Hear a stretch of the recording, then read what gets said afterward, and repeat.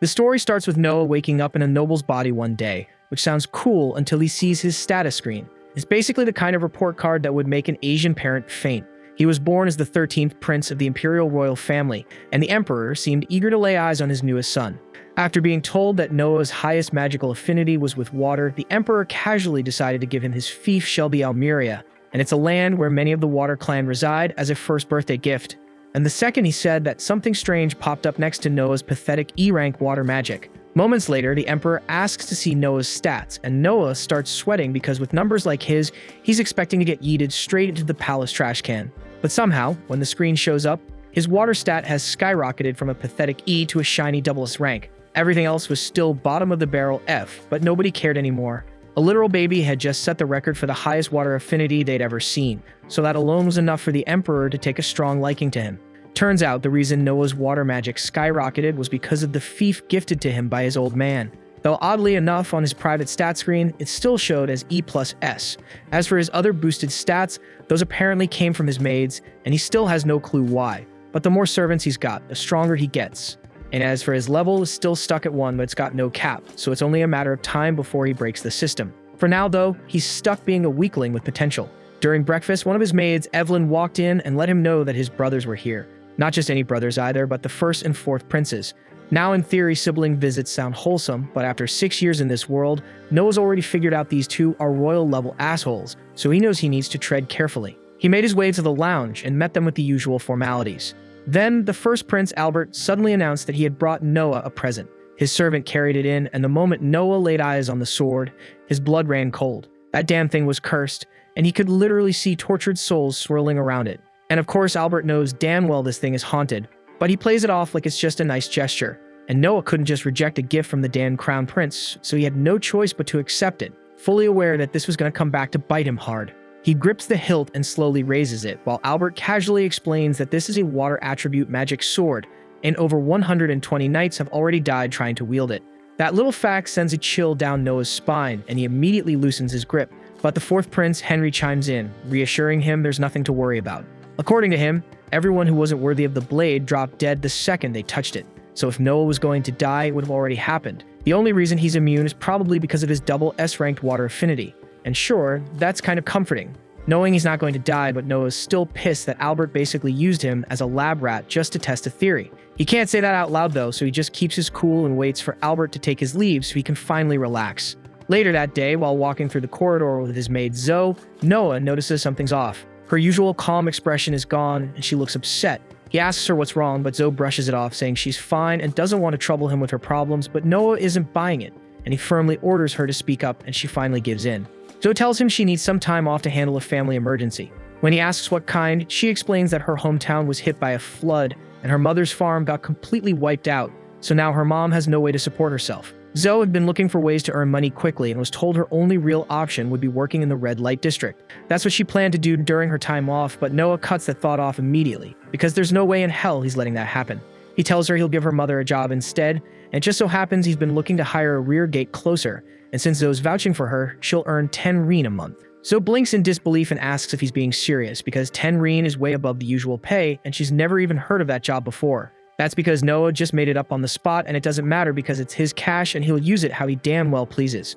He also tells her he's got a spare house sitting on the outskirts of town so they can stay there rent-free.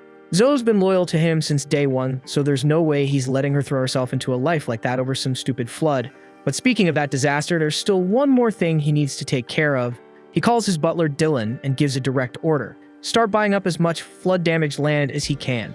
Both Dylan and Zoe are stunned by what they just heard, but Noah calmly explains his reasoning. In times like this, vultures always come crawling, scammers looking to take advantage of desperate people who have just lost everything. So he wants to secure the land before those crooks can sink their claws in. Dylan is left speechless, completely blown away that a 6-year-old could think so far ahead.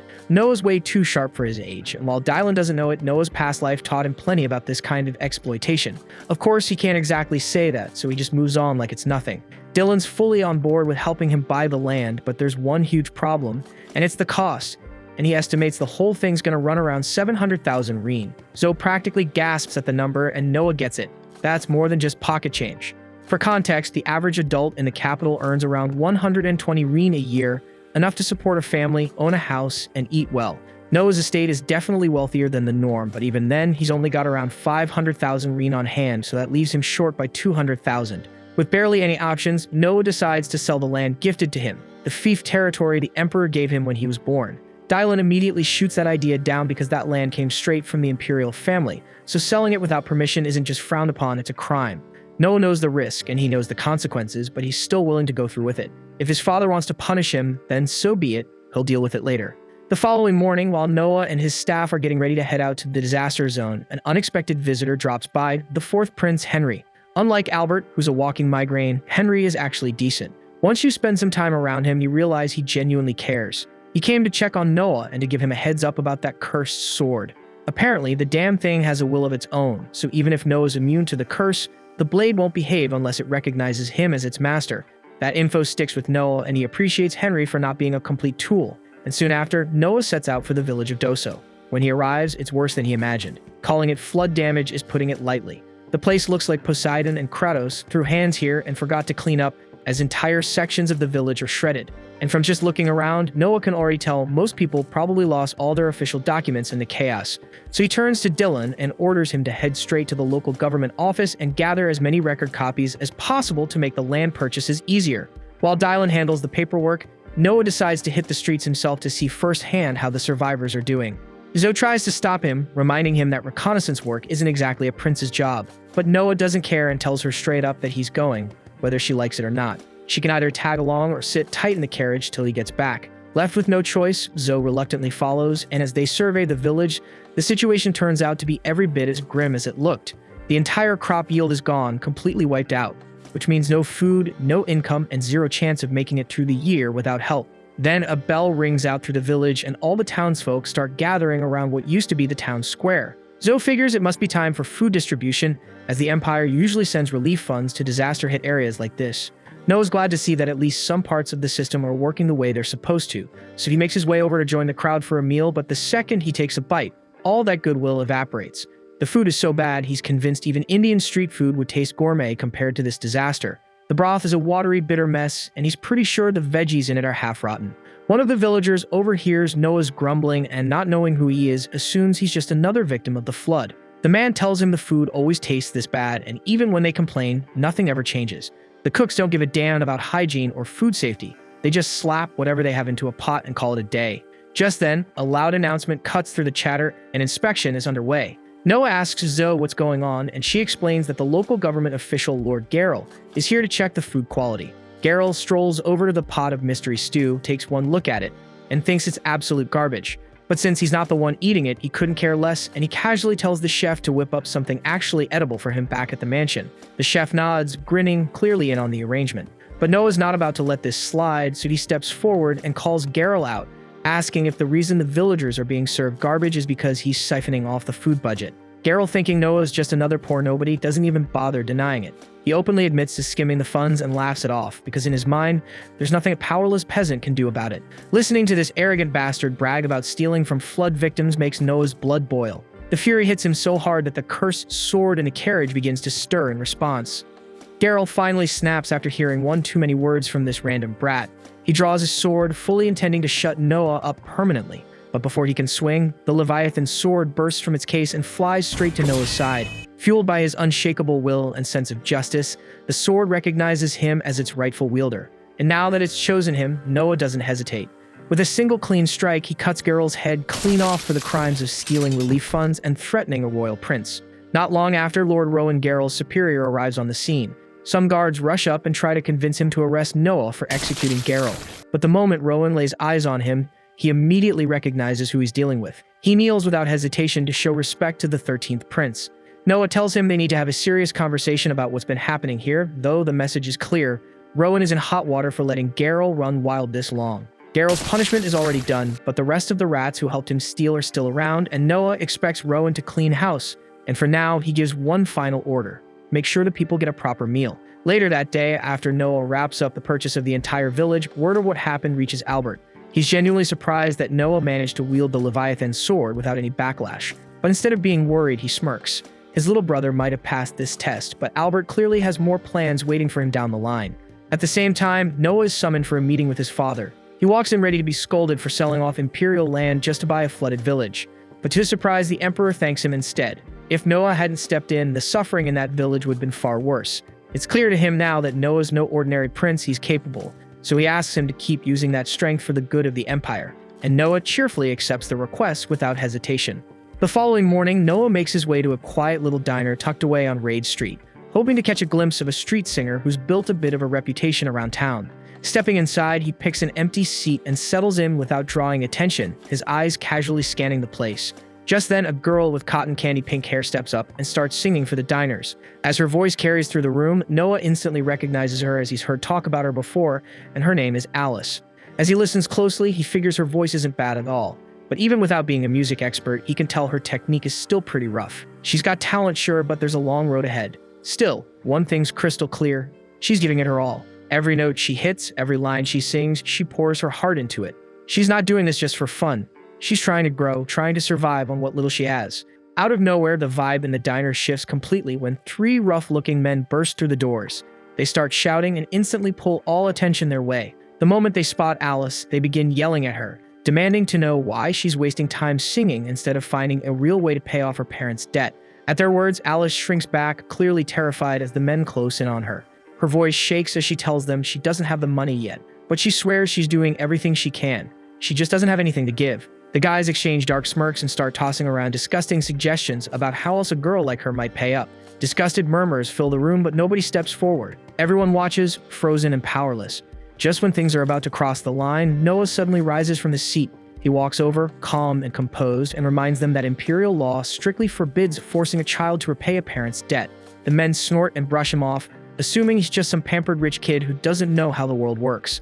One of them then grabs Noah by the collar and goes to strike him, but it's a big mistake as Noah counters using the power of his Leviathan sword, releasing a surge of pressure that shocks the entire room. The men instantly realize they've messed with the wrong person, so panic overtakes them, and the three thugs bolt out of the diner without a second thought, too scared to push their luck any further. With the danger gone, Noah turns back to Alice, his voice gentle this time. He asks her how much she needs to make it through the month, and she hesitates before explaining that most of what she earns goes toward her mother's medical care.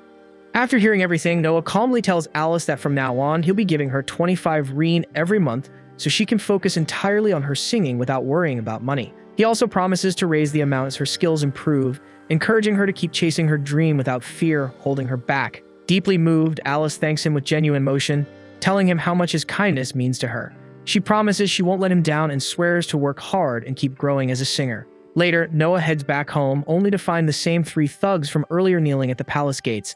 Heads bowed, they're practically groveling, desperate to apologize for what happened. One glance is all it takes for Noah to realize what's going on. They've clearly figured out who he really is, but instead of wasting time with them, Noah calmly turns to the maids and tells them to send the men away, adding that the prince isn't someone they can just meet whenever it suits them. A few moments later, Noah's older brother Henry shows up and immediately agrees with how Noah handled it. He says refusing to meet them was absolutely the right call because letting people like that come face to face with royalty would only cheapen the dignity of the crown and undermine the authority of the royal family. Noah then invites Henry inside and explains that his decision wasn't just about protecting royal pride. He tells him everything that went down at the diner and admits that if he had spoken to the men personally, they might have assumed he was angry and start avoiding him. And if that fear keeps them away from Alice, then that's exactly the outcome he wants.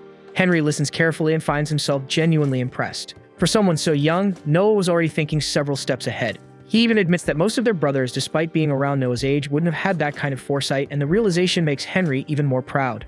Henry then brings up the Leviathan sword and asks if the rumors are true that Noah has actually mastered it. Noah confirms it's true and says he was only able to do it thanks to the advice Henry gave him earlier. And to demonstrate it, he casually summons the Leviathan sword right in front of him, making it appear as if it materialized out of nowhere. Henry stares in disbelief because he didn't even know the Leviathan sword could do something like that. Noah explains that the blade didn't actually appear from thin air. It had been hidden beneath his sleeve the whole time, compact and dormant until it expanded at his command. The sword itself had a will, and it was the one that taught him how to use the ability. Henry admits he had no idea that was even possible and praises Noah for discovering it on his own. Afterward, outside the palace walls, the same three men from earlier are still lingering around, clearly waiting for another chance to confront Noah. The moment one of them spots him approaching, he suddenly lunges forward to attack. But Noah doesn't even flinch, and with a calm expression, he releases just a sliver of the Leviathan sword's power. The shift in pressure is instant, and the man recoils in pure terror and immediately starts begging for forgiveness. Watching the entire scene unfold, Henry turns to Noah puzzled and asks what he just did, and Noah casually replies that he simply used a bit of the sword's aura to intimidate them. That same evening, Noah receives an invitation to attend a royal ball, and as he steps into the grand hall, all eyes turn to him, and the moment he enters, the room erupts into applause. Standing beside him, a nobleman named Radok notices the object strapped to Noah's waist and points it out. Noah confirms it's exactly what it looks like, the Leviathan sword, personally gifted to him by the crown prince. The moment those words leave his mouth, the entire hall falls into stunned silence, followed by a collective gasp. Everyone there recognizes the Leviathan as one of the kingdom's greatest relics, a weapon so powerful that even seasoned warriors fear it due to how uncontrollable it's rumored to be. One skeptical guest speaks up, suggesting the sword must be a fake, maybe just a ceremonial replica. Without saying a word, Noah releases a faint ripple of its power into the air. The effect is immediate, and a heavy pressure crashes down on the room, forcing several guests to shrink back in fear. The moment Noah pulls the energy back in, the room falls into a stunned silence once again, and no one questions it after that. It's clear the weapon is real, and even more shocking, Noah has complete control over it. For the rest of the night, nobles begin lining up one after another, each hoping to make a good impression. They greet him with careful words and respectful gestures, each one calling it an honor just to stand in his presence. Noah listens to every introduction with composed grace, replying politely to each guest. Eventually, the next pair in line steps forward, Byron Allen, head of the powerful Allen Company, and his daughter Cindy. Noah studies them closely as they approach, and after watching for just a moment, he picks up on something unusual. He realizes right away that Cindy isn't Byron's biological daughter. She's adopted. More than that, it becomes obvious to him that Cindy was once a slave. The clue lies in her eyes. That careful, guarded look, always scanning the room, quietly bracing herself. It's a look Noah knows well, the look of someone who's lived in chains and never stopped watching their backs. Byron is left speechless that Noah managed to figure all that out just by looking at her. Stunned, he drops to one knee and admits everything. He explains that Cindy was originally a slave he purchased, but after seeing how sharp and quick-witted she was, he made the choice to adopt her as his daughter. Hearing that puts a genuine smile on Noah's face. He always enjoyed stories where someone's life took a turn for the better.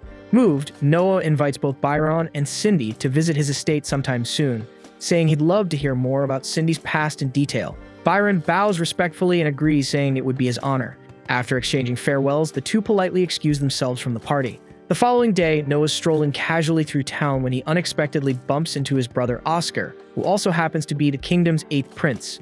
After a bit of light conversation, Oscar suggests they go on a treasure hunt together, saying he's got nothing else planned for the day. Noah agrees, and the two set off toward a place called Cobalt Street. Though Noah's never been there before, he's heard plenty about it.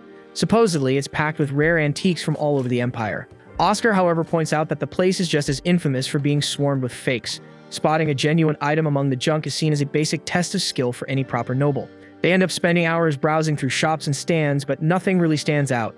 Eventually, Oscar sighs and suggests they give up and head home. Just then, Noah's eyes land on an old book tucked away in a dusty corner. Something about it pulls him in, so he decides to buy it. Oscar leans in for a closer look and suddenly freezes. His eyes widen as he realizes what Noah's holding: the Grimoire of Andrea, the legendary mage. Oscar is convinced it's authentic, and if so, depending on the contents, the book could easily be worth 1,000 reen. He stares at Noah in disbelief and asks how he knew the book was the real deal. But truth be told, Noah had no clue. The only reason he bought it was because the second his fingers touched the cover, he got a plus added to his win stat, and that odd reaction was enough to make him think the book was worth something. Out of nowhere, a wild idea hits Noah, so he pulls out the Leviathan sword and carefully channels a bit of its energy straight into the grimoire. And within seconds, the book jolts violently, slips out of his hands, crashes to the ground, and flips open by itself. One of the spell pages glows ominously, and something dark and ancient is triggered. Before they know it, the forbidden tome unleashes the sealed soul of the legendary sorcerer right in front of them. Oscar's eyes go wide with horror. He instantly realizes how serious this is and yells for Noah to get the hell out of there. But instead of running, Noah plants his feet, lifts the Leviathan, and without flinching, slashes straight through the incoming spirit with a single brutal swing. The blow cleaves through the sorcerer's soul, erasing it completely in one strike. As the danger fades, Noah glances at his status window and sees something new. His win skill just jumped to SS rank. The sudden upgrade catches him off guard, but he doesn't sit on it. He quickly checks on Oscar, who's still frozen in disbelief. The prince can't wrap his head around what just happened. One moment they were standing in front of a book, and the next, Noah had wiped out a legendary soul like it was nothing. He keeps asking himself how Noah managed to grow this powerful so fast and how he knew exactly what to do. Before the dust even settles, a man steps forward and kneels respectfully before them. He introduces himself as Alan, the owner of a nearby antique shop. After witnessing what Noah just pulled off, Alan says he feels it's only right to show him something he's been holding on to for years, something he believes might actually be a real treasure, and he politely asks them to come with him. Once inside the shop, Alan pulls out an odd-looking ring and sets it down carefully. He explains that this ring is said to only reveal its true nature when its destined owner shows up. Dozens have tried to activate it, but not once has it responded. Noah raises an eyebrow, thinking it's probably just another dud, but Alan immediately insists otherwise. He says the ring refuses to be sold, and every time he tries to part with it, it mysteriously ends up back in his store, sitting quietly among the other items. Intrigued, Noah slips the ring onto his finger, and the moment he does, a voice he's never heard before echoes inside his mind. It tells him the ring is a triple S rank rarity, and that it now recognizes him as its rightful master. As soon as the words fade, the ring bursts into a radiant glow and begins shifting. Light wraps around Noah's body like living threads, forging itself into an elegant, high-tier suit of armor right before their eyes. Upon witnessing the moment, both Oscar and Alan instantly realize that Noah is the rightful bearer of the ring. Noah turns to Alan, stating that he'll be taking it and will have the money delivered later. But before Alan can even open his mouth, Oscar steps in and tells Noah to forget the payment altogether. He'll cover the cost himself and insists Noah treat it as a personal gift. With nothing more to say, Noah accepts the ring. Soon after, Oscar drops him off and says his goodbyes. But just as Noah is about to walk through the door, that same rough-looking guy from the diner suddenly comes charging at him with a sword. Before the blade even comes close, the ring picks up on the killer's intent and flares to life, unleashing a shield that blocks the strike completely. The carriage driver doesn't hesitate for a second and slams the attacker down, locking him to the ground. Oscar sees the whole thing unfold and is stunned, not just by the ring's quick reaction, but by how naturally Noah handled it. The way the shield activated without hesitation makes it clear Noah's already sensing with its power. That night, Noah heads back to the diner to watch Alice perform. As she's singing, two wasted men suddenly storm the stage, shoving and yelling over her. In a flash, Noah appears between them and steps in. With one swing of the Leviathan's sword, he sends both idiots flying through the doors, their pants halfway gone as they scramble off in shame. After things settle, Noah walks up to the owner and tells him not to let trash like that back inside. The owner just gives a tired sigh and says sadly that drunks like them are what keep the place alive. Noah gets it, and without a second thought offers to buy the whole diner for 1,000 reen. The owner freezes in disbelief and nods in gratitude, overwhelmed. Alice walks up soon after, her voice low and unsure, telling Noah she has no idea how to repay him for everything he's done, but he gently tells her she doesn't owe him a thing. All he wants is for her to keep singing, to chase her dream and pour her heart into it. Her eyes well up, and with a warm, heartfelt smile, she nods. Noah then heads back to his seat and spends the rest of the night in peace, soaking in the soft glow of her voice as it fills the room. As the day begins, Noah is suddenly told that dead Marley, the general of Holejoy, has come to pay him a visit. Holejoy happens to be one of the most promising regions under Noah's control, so he doesn't hesitate to accept the visit and instructs the maids to let him in. Marley enters and greets him formally in the meeting room, but Noah quickly waves off the stiff manners and tells him to sit down. The two first met about a year and a half ago, right after Marley took on the role of Holejoy's general. That in mind, Noah jumps straight to the obvious and asks how things have been. He remembers Marley was handed an imperial directive to handle flood prevention in the area, but judging by the guy's face, it's pretty damn clear things aren't going well. Holejoy is a rich agricultural zone that runs alongside a curving river, great for crops, but total pain when it floods, which it does from time to time. That's exactly why the Emperor ordered financial support for disaster prevention. But Marley admits he hasn't been able to get anything off the ground, and the biggest roadblock is the finance minister, who keeps coming up with lame excuses to delay releasing the funds. The second Noah hears that, his mood darkens. It reeks of corruption and mishandling of public funds, and he's not about to let that slide. Without missing a beat, he tells Marley to tag along because they're going to have a little face-to-face with the minister himself. A short while later, Noah shows up for lunch with the finance minister, and the guy turns out to be every bit as bloated and slimy as Noah imagined. The man tries buttering him up with some empty compliments, but Noah shuts it down fast and asks why the hell he hasn't handed over the money Marley needs to fix Holejoy's flooding issue. The minister stays calm and claims he's got a valid reason, but before he can even spit it out, Noah cuts him off and warns him not to think he can talk down to him just because he looks young. Last he checked, treating a royal with disrespect was still punishable by death. That gets the minister squirming a bit, so he hurries to explain that after last year's flood, the Emperor was kind enough to give Holejoy a tax break, so he figured they could just use the money they saved to handle this year's flood situation. Noah stares at him like he's gone insane. That might just be the dumbest excuse he's heard in all 6 years of living in this world. He flat out asks the man if he thinks he's talking to an idiot. The tax exemption was clearly given because Holejoy couldn't afford to pay anything in the first place, so to act like they've got extra funds lying around now is just a slap in the face to Noah's intelligence. The minister instantly realizes he's knee-deep in trouble, so he scrambles to come up with another excuse. Then he blurts out that the reason he can't release the flood funds is because he needs them for the Emperor. He clearly thinks dropping the Emperor's name will shut Noah up for good, and his excuse is that the Emperor is getting old and wants to build a royal villa for him to relax in. That's the final straw for Noah, so he stares the man down and tells him he's just committed a serious crime. Not only did he dare to call the Emperor an old man, but he also used the Emperor's name to justify embezzlement, and worst of all, his excuse boiled down to, "Sure, that territory's underwater, but we've got to build a fancy house." It's the dumbest thing Noah's ever heard. The minister instantly drops to his knees and starts begging for forgiveness, knowing full well he screwed up beyond saving. But Noah tells him flat out that if he doesn't want the Emperor to hear every word of this disaster, he'd better cough up the money. The man takes off in a panic, desperate to fix his mistake before it costs him his head. With that mess taken care of, Marley finally breathes a sigh of relief and thanks Noah for stepping in. He also apologizes for dragging him into the middle of such a headache, but admits there was no way he could have dealt with the finance minister on his own. As Noah gets ready to head back, a messenger suddenly rushes in with news. The Emperor has requested a meeting with him. Noah is startled because it's not often his father calls him out of the blue like this, so whatever it is, it must be serious. So without wasting a second, he makes his way to the Imperial Palace. Once he arrives, Noah greets his father, but the Emperor tells him there's no need for all the formality. First things first, he congratulates Noah on how well he handled the finance minister.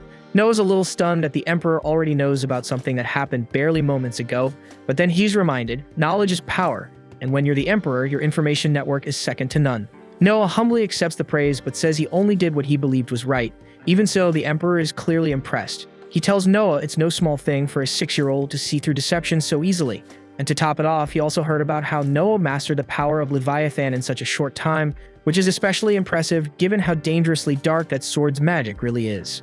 Noah knows exactly how dangerous Leviathan really is because if he hadn't intervened back at the party, that sword would have wiped out every last person there without hesitation. But even with all that insane power, Noah still hasn't properly learned how to wield a blade. That's why the Emperor decided to assign him a personal instructor. Not just anyone either, this is Damian Noble, the Empire's undefeated champion and the greatest swordsman alive. The Emperor wants Noah to absorb everything he can from him, and Noah agrees to the arrangement.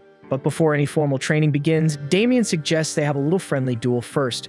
The Emperor raises an eyebrow, thinking that's a bit unfair since Noah's never been trained in sword combat, but Damian reassures him that it's just a light test to gauge Noah's raw potential.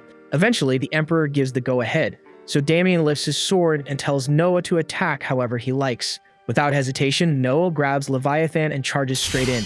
As the fight begins, Noah suddenly feels the instincts and battle experience of Leviathan's previous wielder flooding into him, and his swordsmanship gets sharper by the second. Blow after blow, he holds his own, and soon he and Damian lock blades in a clash of raw force. Just when Damian thinks he's gained the upper hand, Noah flicks his sword upward with perfect precision, disarming the Empire's greatest warrior on the spot. Both Damian and the Emperor are left stunned, as Noah has already reached the level of a swordmaster, so there's simply nothing left for anyone to teach him. The Emperor is left speechless, watching his 6-year-old son take down a legend in real combat. Still, he can't help but feel a wave of pride. As a reward for such an insane achievement, he offers Noah the role of head judge for this year's Knight Selection exam, and Noah's genuinely honored to take on the responsibility. The Knight Selection is a massive annual tournament where warriors from across the world gather to prove their strength. Inside the Empire, military power is everything. The top fighters from regional qualifiers all meet in the capital for a final showdown, and whoever wins earns the title of knight. Once they're officially knighted, their first mission is to serve directly under the head judge. And since Noah's power increases whenever he gains a skilled subordinate, he's more than eager to see how it all plays out. The tournament is usually structured as either a round robin or single elimination, but Noah's already got a different idea for how things should go this year. He asks the Emperor for permission to scrap the regional qualifiers altogether and host the entire tournament in the capital because he wants to witness every battle with his own eyes, and he refuses to let any promising candidates get tossed aside just because he's not there to stop it. The Emperor grants full permission, telling him to run it however he sees fit. And with that, Noah gets straight to work putting his new plan into action. Back at his place, Noah casually asks Zoe if her home village ever sends anyone to compete in the Knight Selection exam. She says they do, but usually just one person, and that's only so the village can hope someone makes a name for them. Noah lets her know that he's decided to eliminate the regional preliminaries altogether, which means her village can send as many people as they like. Zoe's glad to hear it, but says there's still a huge problem. The reason they only send one candidate isn't just about odds, it's money. They simply can't afford the cost of travel and staying in the capital for the duration of the exam. The entire village has to scrape together every coin just to send that one person, so the idea of sending more just isn't realistic. But Noah doesn't like the idea of potential talent being wasted because of money, so he decides right then that he's going to personally cover travel and lodging for all candidates this year. It's a generous move, no doubt, but also an expensive one. Housing that many people in the capital would normally be insanely expensive, and there's no way they can just throw that kind of money around. But Noah already has a plan. He says he'll purchase all the vacant buildings in the area and use them to house the candidates. And if that still doesn't cut it, he'll build a hostel from scratch. That way, whatever they spend won't go to waste after the tournament's done. As for food, he plans to get in touch with all his merchant contacts and secure the best deal possible. Eventually, Noah brings Byron in and asks him for a cost estimate on the whole operation. But when Byron gives him a number, Noah immediately gets stunned because the price is way too low. There's no shot Byron would make any profit like that. But Byron brushes it off, saying it's fine, he just wants to support the prince. But Noah doesn't buy that shit because he knows damn well that merchants never give anything away unless there's something in it for them. So he calls Byron out and asks him to cut the act and just say what he wants in return. Byron is honestly impressed that a kid Noah's age understands how business really works. Since the mask is off now, he admits he was hoping Noah could pull a few strings during the next castle staff selection, just enough to get one of Byron's people hired. That way, if something important ever goes down within the castle walls, Byron would be among the first to know. Noah agrees to the deal, and to show he's serious, Byron swears full loyalty to Noah and Noah alone out of everyone in the royal family. Adding Byron as a subordinate gives Noah a solid stat boost. But just as he's checking his stat window, he notices something weird. His water magic stat just dropped by 1 rank. Most of that stat comes from the land he governs, which means something bad must just happen in Almeria. Noah then heads straight to his father to report that something's going on in Almeria. The emperor listens carefully and believes him, but still asks how Noah could possibly know such a thing. Noah obviously can't reveal the existence of his stat screen, so he keeps things vague and says he's just been picking up on signs for a while now. That answer seems to satisfy the emperor, who shifts gears and begins explaining the situation. Turns out there's a rebellion brewing in the region. He asks Noah if he'd like to personally handle the matter, but after thinking it through, Noah declines. Most nobles would jump at the chance to earn glory through battle, but he tells his father that Henry is the better choice, since he's got far more experience dealing with this kind of mess. Later that evening, Noah and Henry ride together in a carriage, and Henry asks if he's really okay giving up such an opportunity. In a country like theirs, Noah could have boosted his status big time by securing a major battlefield victory. But Noah tells him the truth. He doesn't believe he's strong enough yet to lead troops into combat, and even if he somehow survived, he'd likely lose good soldiers in the process, and that's not something he's willing to risk just to chase a title. All of a sudden, Leviathan sends a warning of hostile intent nearby, so Noah immediately tells the driver to stop the carriage. He's certain it's a group of rebels trying to assassinate him, and since he's the target, he leaps out and sprints away from Henry, putting as much distance between them as he can. Right after that, 4 massive jets of water erupt from the ground, aiming to converge on him, but Noah already has his shield up and blocks the attack without a scratch. The rebels then rush in to finish the job, but they're completely out of their depth. Noah takes them down one by one in mere seconds, his technique too polished, his speed too fast. Henry watches the whole thing unfold and is honestly stunned by how easily Noah handled them. The only downside is that they didn't manage to interrogate anyone. They could have gotten useful intel if they'd kept one alive. That's when Noah casually mentions they're not dead. He only knocked them out, so Henry is free to interrogate them to his heart's content. Not long after that, Noah learns that the rebel forces in Almeria are made up mostly of cavalry. But there's a catch. Almeria doesn't have a single horse farm, which means the rebels must be getting their horses and supplies from neighboring regions. And that little piece of intel sparks an idea. Noah summons Byron and gives him a very specific order. Buy out every last bit of horse feed from the territories surrounding Almeria.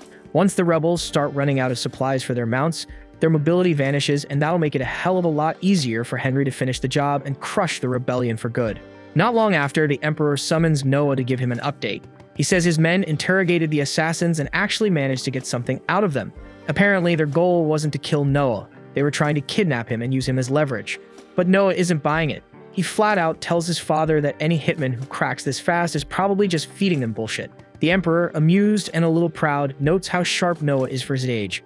Still, he reassures him that they've got ways of telling when someone's lying. Noah doesn't care to ask what kind of methods those are, but he's not exactly into torture, so he just lets it slide. Then the Emperor switches gears, giving Noah credit for acting fast and crushing the rebel threat before things got out of hand. He's especially impressed that Noah had the foresight to target the enemy's horses. That catches Noah off guard because he only told Alan to start buying horse feed a few minutes ago, and somehow his dad already knows about it.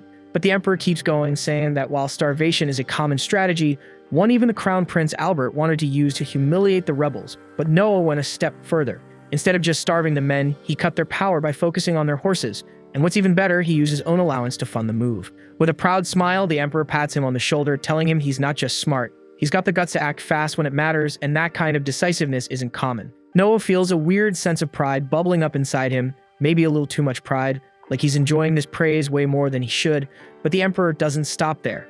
As a reward for his sharp thinking, he gives Noah the right to add a sword to his personal crest. That might not sound like much, but in a warrior kingdom like theirs, it's a huge deal. No one's allowed to touch the sword emblem without imperial approval, and doing it without permission could mean death. Even just getting a flag added to your crest is rare, so yeah, this is a massive honor. And Noah's trying hard not to smile like a kid who just got a whole candy store. Later that day, Alan drops by, so Noah walks over and greets Alan, teasing him for showing up early. Alan just nods, saying he's already familiar with every type of horse feed sold in the market, plus the transport routes, so cornering the supply won't be hard. Still, he's not too relaxed about it, so he warns Noah that Carfin, the rebel leader, is a dangerous bastard who will do anything to get what he wants. While Noah is minding his business, a maid rushes in to inform him that there's a wounded man outside their gate. Curious, he goes to check it out and finds a bloodied knight barely holding himself up. The man drops to one knee and reports that a rebellion has broken out in Almeria. He adds that his commanding officer is part of the uprising, but he refused to join and came here instead to warn the prince. Alan, standing nearby, scoffs and mutters that the guy nearly got himself killed for no reason because they already knew about the rebellion. But Noah doesn't brush the knight off. He thanks him for coming and instructs the maid to treat his wounds. Just as he's turning to leave, he stops, thinks for a second, and then tells her to reward the knight with 1,000 reen. Alan follows after him, clearly annoyed, asking why the hell he's throwing money away for intel they already had. Noah calmly replies that the reward isn't for the information, it's for loyalty and guts. Later, Zoe barges into Noah's office looking like she's seen a ghost, and she drops to her knees before even saying a word. Noah gets concerned and asks her what's going on, but she doesn't answer at first. She just pulls out a pouch with 500 reen and then hands him a small glass vial. She explains that some shady stranger offered her both as payment to drug Noah and hand him over. That's when it hits him. The rebels are getting real desperate if they're trying to snatch him like this. He stares at the bottle for a moment, then asks her why she brought it to him instead of going through with it. That's when she breaks down in tears. She says the men threatened to kill her if she failed, but no matter what, she could never bring herself to betray him. Without saying a word, Noah walks to his desk, grabs a pen, and writes her a check for 5,000 reen. He tells her it's for not selling her loyalty cheap. Zoe stares at the amount, her brain short-circuiting. She stammers that she can't accept something this big, but he just tells her to quit arguing and take the damn reward. As she keeps crying and thanking him, he quietly says there's something else she needs to do. He tells her he's going to drink the sleeping drug, and once he's out cold, she's going to deliver him to the bastards who made the offer. Then she's to run, as fast as she can, before they get the chance to shut her up for good. Zoe's whole body shakes just thinking about it, but Noah's not asking for permission. His decision is final, and he's going to meet the rebels face to face. A few hours later, he wakes up dumped in the middle of nowhere and catches the rebels whispering about how killing him is their last option, since they're under strict orders from Carfin to keep him alive. Noah lets the sedative wear off completely before evaluating the scene. His wrists and ankles are tightly bound, but these clowns clearly never played a real game of search and destroy because they missed the damn Leviathan hidden snug in his ear. He pulls it out, returns it to full size, and summons a water blade through his enchanted ring to slice the ropes clean. With that out of the way, he taps into the sword's memory to review what went down. He watches himself slump unconscious in his office while Zoe bolts out the door and the rebels swoop in around him. They didn't even bother chasing her, as their orders were extract Noah fast, then he was hauled into a wide-open carriage and driven off. Now, fully caught up, Noah shifts his focus to the rebels chilling around a campfire. Their leader starts yelling about whoever screwed up the rope job, right before Noah drops in with Leviathan ready. The bandits laugh, thinking he's just some pampered noble without his big brother this time. One charges in to smack him down and drag him back, but the fool doesn't even get a step in before Noah flashes forward and slices clean through every artery in his neck. The man drops dead on the spot, and now the rest start to panic. Noah mutters that he was hoping to interrogate someone, but it's useless when a whole squad's made up of morons who still think Henry took out the assassins. The rebels raise their weapons, but Noah quickly wipes them out without breaking a sweat. Then he notices Zoe approaching with a squad of knights and asks what the hell she's doing here. She says she got worried and came to rescue him, but turns out she didn't need to lift a finger. Noah motions for the knight captain to step forward and take the rebels into custody. As they start rounding them up, one of the rebels drops a strange dagger and a knight moves in to grab it, but Noah immediately yells at him to stop. Everyone freezes as Noah steps toward the blade, sensing a heavy wave of cursed energy radiating from it, something only he can pick up thanks to his link with Leviathan. He vaguely recalls overhearing the rebels mention a cursed dagger they were saving as a last resort. As he stands before it, he feels the deep malice of whoever laid the curse, and for just a second, he catches a glimpse of the bastard's face. Noah instantly realizes that the face he saw belongs to the leader of the rebels and decides to handle it himself. He speaks to Leviathan, asking if it can help him pull this off, since something like this should be ridiculously easy for a legendary water element sword. Leviathan answers by glowing, and Noah channels its cursed energy to fire a stream of corrupted water straight into the sky. The cursed torrent shoots far above the clouds and across half the empire, eventually reaching Karfun and striking him directly. The following morning, the Emperor summons Noah once more and kneels down at his height, patting his shoulders in praise for the unbelievable feat he just pulled off. Reports say the rebel leader was found dead with a clean hole drilled straight through the center of his forehead, clearly made by a jet of water, and the Emperor knows there is no one else who could have done that except Noah. Noah confirms it, explaining that he used the hatred embedded in the cursed dagger to lock onto the rebel leader, then landed a no-scope headshot from hundreds of miles away. With their leader gone, crushing the remaining rebels becomes an easy job for Henry, and before long, everyone involved is captured. Later, a massive assembly is then called to decide their punishment, and the Emperor orders the culprits to be drawn and quartered. The crowd is pleased with the sentence, but Noah steps forward and respectfully kneels before the Emperor, telling him that he should not do that. The entire hall freezes at his words, especially the Emperor, who asks what he is talking about. Noah explains that punishment must follow the law, and there is no provision for quartering anyone. According to the law, the rebel leaders are to be split in half, while the rest are sent to forced labor camps, and Noah insists that this is how it should be handled. The Emperor asks how he could possibly refuse the most brutal death for those who dared rebel in his own territory. Noah calmly replies that if the Emperor breaks the law, it would damage his reputation and undermine the people's trust. Everyone is left speechless by that answer, but the Emperor ultimately agrees with Noah. He says they will follow the law, then adds that the criminals should still receive the harshest punishment the law allows without any compassion. Noah has no objections, so the Emperor turns to the Prime Minister and orders him to see that everything is carried out to the letter of the law. The entire court bursts into applause, showering Noah with praise for daring to correct the Emperor so boldly, and for doing it with logic and respect. So they start hailing him as a future legend.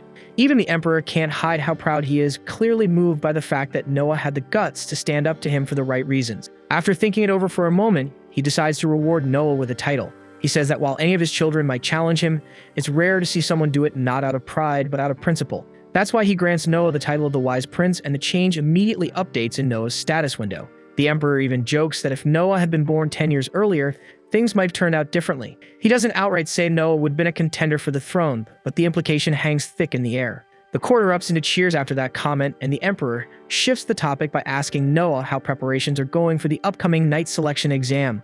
Noah politely requests permission to explain his plans later, and the Emperor agrees to hear them after court is adjourned. Later, they head to the palace gardens near a fountain. Noah relaxes with a cup of tea while 4 servants surround him holding buckets of water.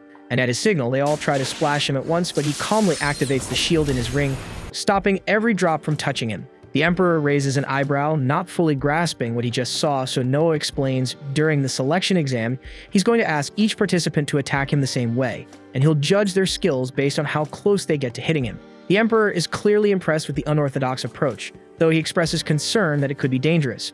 Noah, confident as ever, says he'll personally handle anyone strong enough to break through, and once again, the Emperor is blown away by his boldness and innovation. Later that night, the Emperor sits in the throne room alongside the Prime Minister, who questions whether it was wise to make that public remark about Noah being born too late.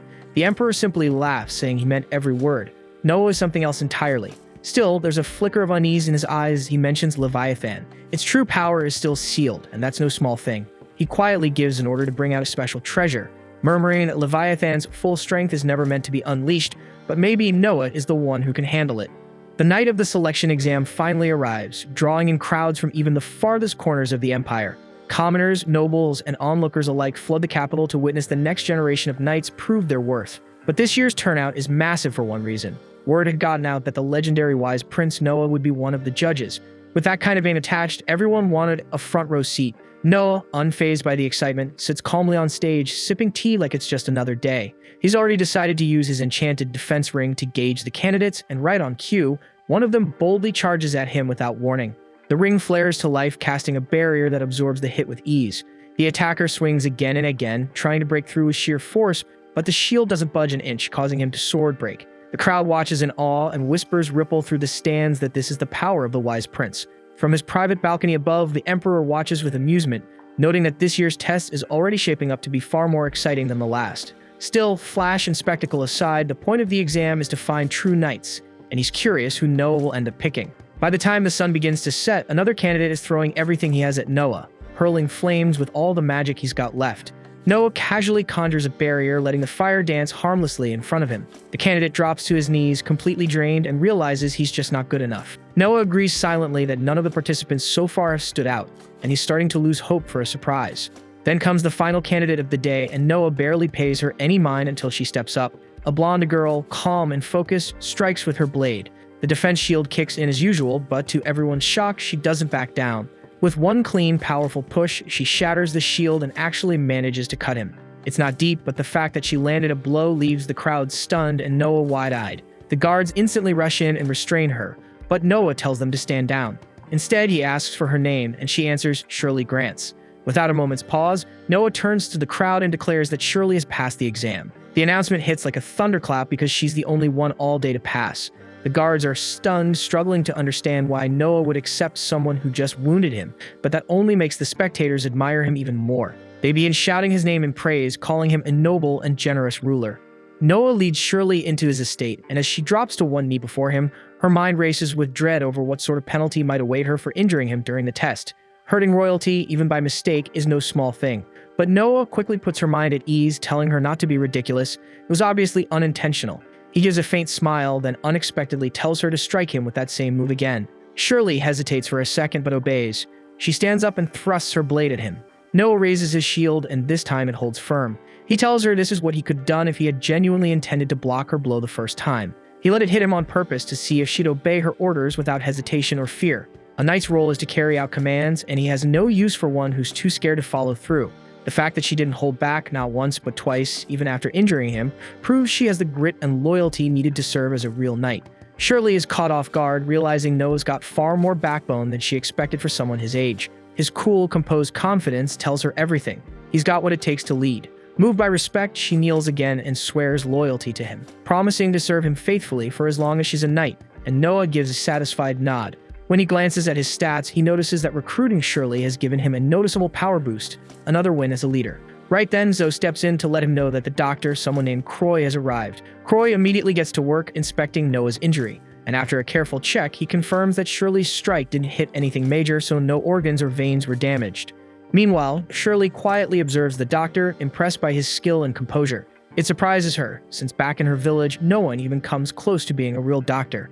Noticing the look in her eyes, Noah asks her what's on her mind. Shirley explains that where she's from, the village is too poor to have real doctors or any proper medical training. When people fall ill, they usually rely on the village elder to pray or perform some kind of spiritual ritual. Hearing that, Noah thinks for a moment and comes up with a simple solution: apprenticeships. He tells Shirley to pick out the brightest and most promising folks from her village, then turns to Croy and asks if he'd be willing to take them under his wing. Croy agrees without a second thought. Noah then tells Shirley not to worry about the cost. He'll take care of everything. Overcome with gratitude, Shirley gives him a deep, respectful bow and thanks him from the heart. That night, Shirley stays at the mansion and wakes up the next morning fueled with resolve. She gets into her armor and makes her way downstairs. As she passes through the corridors, she overhears two maids whispering about who Noah might marry in the future. The chatter stops her for a second, but Zoe quickly cuts in and says it's way too early for that kind of talk. After all, Noah is only 6. But another maid named Renee rolls her eyes and tells Zoe not to be so innocent, since every other prince had already tied the knot by the age of 15, and Zoe doesn't react much, keeping her composure. Rena picks up on that and immediately jumps to conclusions, thinking Zoe must secretly be in love with Noah and probably wants to marry him herself. Especially since Zoe's been studying magic nonstop lately, Rena assumes it's all for him. Zoe flushes a little but quickly brushes it off, saying it's not about romance or marriage. She just wants to be useful to him because of everything he's done for her. With that, she hurries off, leaving Rena to stew in her own theories, and Shirley just silently watches wide-eyed as Zoe walks away. At the same time, the knight recruitment results are in, and Noah is handed the final report. The head knight praises his choices and thanks him for his insight, saying that thanks to him, only the finest candidates made it through. Noah feels quietly proud, knowing the kingdom's in good hands. To celebrate the successful selection trials, he decides to host a small gathering the next day. He even asks his childhood friend Alice to perform that evening, wanting the celebration to be cheerful but meaningful too. While the celebration is in full swing, Byron steps in to pay his respects to Noah. Noah greets him with a smile and mentions that he actually arranged the event partly with Byron in mind. He points out that a lot of merchants connected to the royal family are here tonight, making it the perfect time for Byron to mingle and build some solid business ties. Byron nods, clearly seeing the thought and planning behind the gesture. The party rolls on with music, laughter, and a shared sense of accomplishment in the air. A little while later, Zoe approaches Noah and tells him he's just received a letter. The envelope stands out, there's no name, no sender, and the person who dropped it off vanished right after delivering it. Before Noah cracks it open, Shirley warns him to be careful because it might be something dangerous. Noah gently taps the letter with the Leviathan's sword to test for any threats. The sword remains silent, which tells him it's safe. He unfolds it and finds a warning inside, one that hints at suspicious activity brewing among what's left of the Almeria rebels. No other info is given, but Noah starts connecting the dots. It doesn't take long for him to guess that the messenger must have gone undercover to dig into the rebel movement. He thinks back and remembers it's probably that soldier from before, the one who warned him about the rebellion not too long ago. So hears that and admits it makes sense. The guy did seem pretty loyal to Noah. But Noah shakes his head, saying this is serious because if that soldier's out there playing spy without the proper training, he's walking straight into a death trap. Noah decides to loop in his brother Henry and let him know what's happening, hoping he can pull the plug before it turns ugly. But by the next morning, it's already too late. News comes in that the soldier was found out and tortured. The only silver lining is that Henry's squad managed to rescue him just in time. Noah feels the weight of it hit him hard. He blames himself for not catching on sooner. The soldier took the pain and never gave up any intel, and Noah quietly thinks maybe he should just let it out because no secret is worth the life of someone that loyal. He tells Zoe to send word to Henry's squad, do whatever it takes to keep him alive. He's not ready to lose someone who'd risk that much for sake. The following morning, Noah heads out with Shirley to pick out a gift for Henry to thank him for putting down the rebellion. They swing by a local antique shop where the merchant lays out a variety of high-end items, but none of them really stand out to Noah. What grabs his attention is something hidden beneath a cloak. Curious, he asks the shopkeeper to uncover it. The merchant praises Noah's sharp instincts, then removes the cloth, revealing a stunning glass statue of a goddess. It's the work of a renowned artisan named Lindsay, and only 2 of them were ever made. Noah studies the piece for a moment, then calmly says he'll buy it and hands over 10,000 reen. But just as the deal's about to close, his brother Oscar walks in and freezes when he sees the statue. Turns out Oscar owns the other one and has been searching high and low for this second piece to complete his collection, but Noah's already claimed it. Without missing a beat, Noah steps toward the sculpture and smashes it. The room falls silent as the rare, priceless art crumbles into shards. Then Noah turns to the merchant and tells him the money will still be delivered. Oscar instantly figures out what just happened. With one destroyed, the remaining piece becomes a one-of-a-kind, making his statue that much more valuable. Oscar laughs, shaking his head, and admits the move was brilliant. Exactly the kind of wild thinking he's come to expect from Noah. Outside the shop, Noah notices Shirley looking thoughtful and asks what's on her mind. She admits the plan was genius, but she didn't expect him to wreck something so rare. Noah responds that the statue wasn't the real prize, it was just glass, but what truly matters are people, those who give everything they've got, who stay loyal even when it's hard, and that's the kind of treasure he values. Shirley's heart swells with pride. She now understands that Noah isn't just a leader, he's the kind of person legends talk about, and without hesitation, she swears to follow him for the rest of her life. Noah simply says he plans to keep collecting treasures like her. 6 years fly by, and Noah's grown tall and confident, and now 12 years old. As he gets ready to set out on another journey, the royal staff and maids gather to see him off, watching with admiration as their young master moves forward toward his next chapter. A few days after turning 12, Noah sits alone at the breakfast table while Zoe quietly serves him. His focus, though, drifts toward the new maid Gigi, who's standing by the window, completely distracted. He casually asks if something's bugging her. Gigi, still staring outside, says the line of people bringing his birthday presents hasn't slowed down even after 3 days. Noah gets why she looks so baffled, and Zoe chimes in, mentioning that last year the gifts kept coming for an entire week. Gigi's jaw nearly hits the floor hearing that, but Noah explains it's not just about taking gifts and moving on. Every single one has to be documented with the sender and content listed, definitely not something you finish in an afternoon. But thankfully he has Evelyn, one of his most reliable maids, handling it all, which lets him stay out of the mess. Once breakfast is done, Noah heads over to the Ministry of Military Affairs. The Emperor himself had tasked him with some work there. He arrives at the minister's office, occupied by none other than the 4th Prince Henry. The prince greets him alongside a knight, then cuts straight to business. An imperial order has landed on their desk. They're to send a military force, led by Knight Captain Rice, crush a rebellion flaring up in the Empire's southern territory. The rebels, mostly barbaric forces, are overconfident and brutal, and the plan is to hit them hard with overwhelming force. Still, before executing the plan, Henry wants to hear Noah's thoughts. The plan sounds solid to Noah, and he turns his attention to Rice. The knight is Henry's direct subordinate and someone who's proven himself many times on the battlefield. Noah says he trusts Rice with the mission, but before giving the final nod, he asks him just one thing: how many troops he's actually taking with him. The moment the question lands, Rice starts sweating bullets and struggles to come up with an answer. That sets Henry off, and he immediately demands an explanation. Rice collapses to his knees, begging for forgiveness. Noah quickly steps in to cool things down and tells Henry not to blow it out of proportion and explains what's really going on. See, war funding from the imperial court depends on the number of soldiers a general claims to lead. Some generals pad the list with merchants, workers, or random helpers just to inflate the numbers and pocket the extra cash. Rice tries to apologize again, but Henry's still fuming at him for pulling that greedy stunt. Before things get out of hand, Noah steps in and tells him to relax. He explains to Rice that if he wants to recruit extra help for the army and skim a bit off the top for himself, technically he's allowed to do that. Hearing this, Henry suddenly realizes that padding their ranks with civilians could make the army look bigger than it actually is, enough to freak out the enemy. He actually gives Noah props for exposing the scam and still finding a way it could work to their advantage. But Noah shuts that idea down fast and reminds them that the Emperor demanded a flawless win this time, and pulling tricks like that isn't worth the risk. He turns to Rice and bluntly asks how many non-soldiers he slipped onto the list.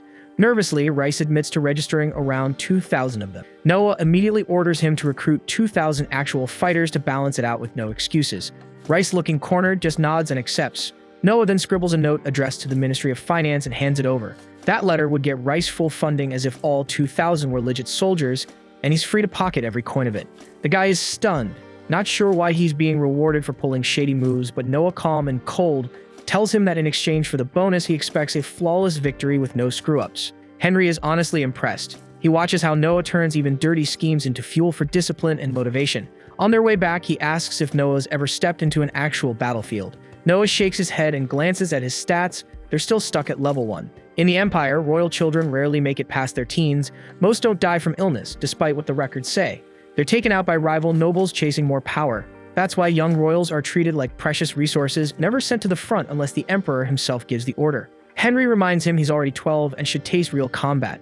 Noah just shrugs and says he'll charge into battle the moment the Emperor calls. Henry chuckles and says it won't be too hard for him, not when he's got a legendary magic sword in hand. Right then, Henry's carriage jerks to a stop as a girl darts out in front of it, screaming for someone or anyone to help her. A second later, a group of kids spills out from the shadows behind her, chased by a pack of scumbags ready to haul them off to Little St. James Island. They grab the girls and start dragging them away until Noah steps forward and calmly tells them to knock it off. The thugs, clueless about who they're messing with, sneer and tell Noah to go cry to his mommy and drink some milk like a good little boy. Noah couldn't care less about their lame-ass taunts. Instead, he coldly demands to see their registry number since smuggling slaves without a license is straight up illegal in the Empire. The moment they get questioned, they lash out, but Noah's done playing. He summons Leviathan and in a blink, slices through them with brutal precision, leaving them out cold but breathing.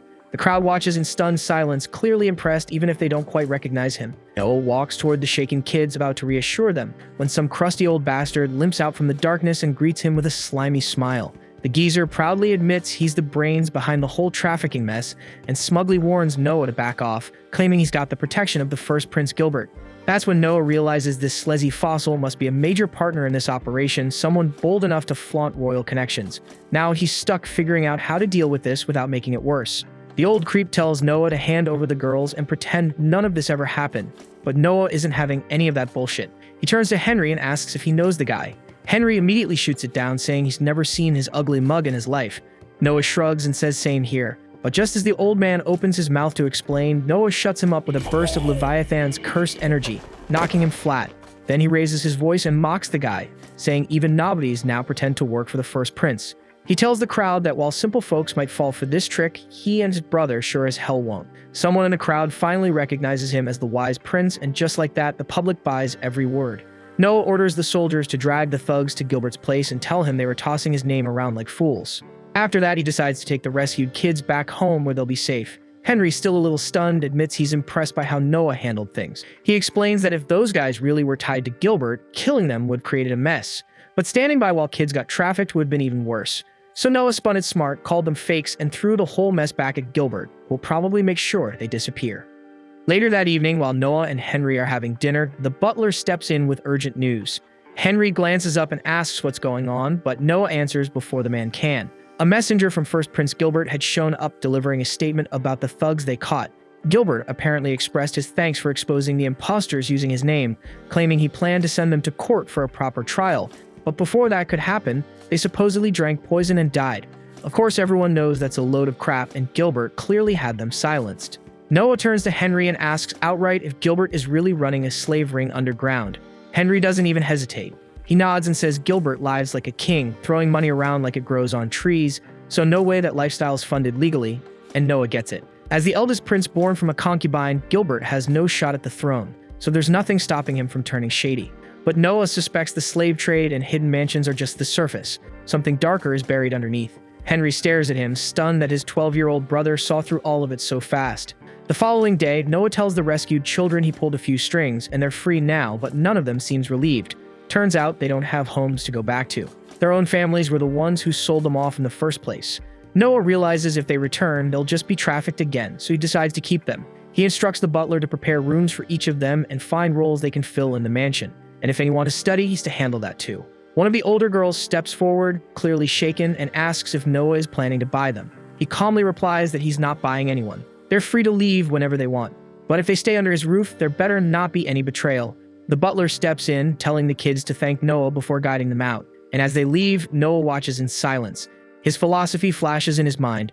People are treasures, and that thought pulls up a responsibility he's been putting off for a while. He then summons Evelyn to his office. She walks in and starts listing off updates about his birthday gifts, but Noah cuts her off because he already knows. Instead, he pushes an envelope across the desk. Curious, Evelyn picks it up, and that's when Noah tells her she's being dismissed from his service because he's appointing her as a government officer in charge of one of his regions. She freezes, unsure how to react to such a leap, going from maid to mayor. Noah tells her plainly that she's the smartest of all his staff, and keeping her as a maid is just wasting her potential. Evelyn's ready to turn it down, wanting to keep serving by his side, but he insists. If she does well, people will call him wise for recognizing talent. He orders her to leave the estate and serve the people, and that's all the push she needed. Not long after that, Noah is called in by the Emperor, who'd gotten wind of how he stood up for Gilbert's reputation. Noah plays it off, saying it was all just a fluke, and he only stepped in to save the kids and nab the culprits. But he quickly catches on that Gilbert must have gone straight to the Emperor himself, both to dodge any fallout and to come off squeaky clean in front of the higher-ups.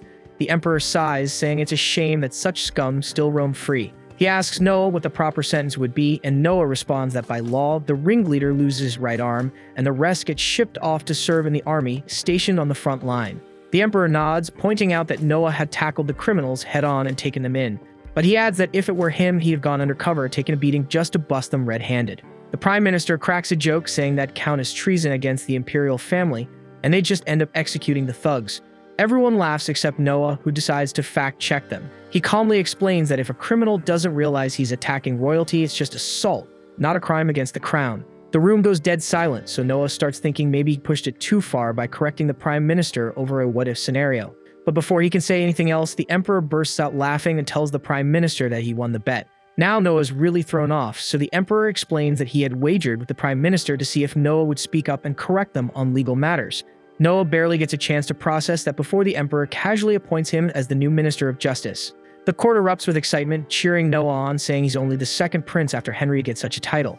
Noah has no idea how to react, while the Emperor and Prime Minister exchange smug glances, clearly pleased with the outcome, leaving him even more puzzled. Later, he heads out to unwind and listen to Alan sing, but his mind keeps drifting back to everything that went down in court. He can't shake the feeling that there's more to the Emperor's move than just a promotion. Still, he figures there's no use overthinking it now and decides to just enjoy the music. Meanwhile, the Emperor receives a troubling report from the Prime Minister. But instead of jumping on it, he tells him to handle it because the matter he needs to deal with next is far more urgent. Afterward, Noah makes his way to the Ministry of Justice, where he is formally introduced to Viney, the Vice Minister. At a glance, Noah can tell the man is sharp and capable despite his young age, so he asks him to lay out a broad summary of his responsibilities within the ministry. Viney explains that the Ministry of Justice oversees and coordinates courthouses throughout the entire kingdom, while also presiding over numerous trials that take place in the capital itself. That means Noah will be expected to serve as a judge on a regular basis. Noah had already figured as much, but he follows up by asking whether Viney personally takes the bench from time to time. Viney replies that it depends on the circumstances, though he does handle a case or two when necessary. After hearing that, Noah calmly moves to his next question and asks Viney how many bribes he usually accepts. The question catches Viney off guard, leaving him momentarily unsure of how to respond. Noah reassures him that he is not being accused of anything and is not in danger. He simply wants an honest picture of how things currently operate inside the ministry, and whatever Viney admits will not be used against him. Understanding this, Viney confesses that he does take bribes, typically totaling a few hundred reen a year. However, he explains that he follows a personal guideline about which bribes he's willing to accept. Most other judges do not impose such limits on themselves, and as a result, they end up taking nearly 10 times as much as he does. Noah's interest is piqued, so he asks what this self-imposed rule entails. Viney clarifies that he refuses to accept bribes in murder cases, not because he objects on moral grounds, but because those situations are far too risky.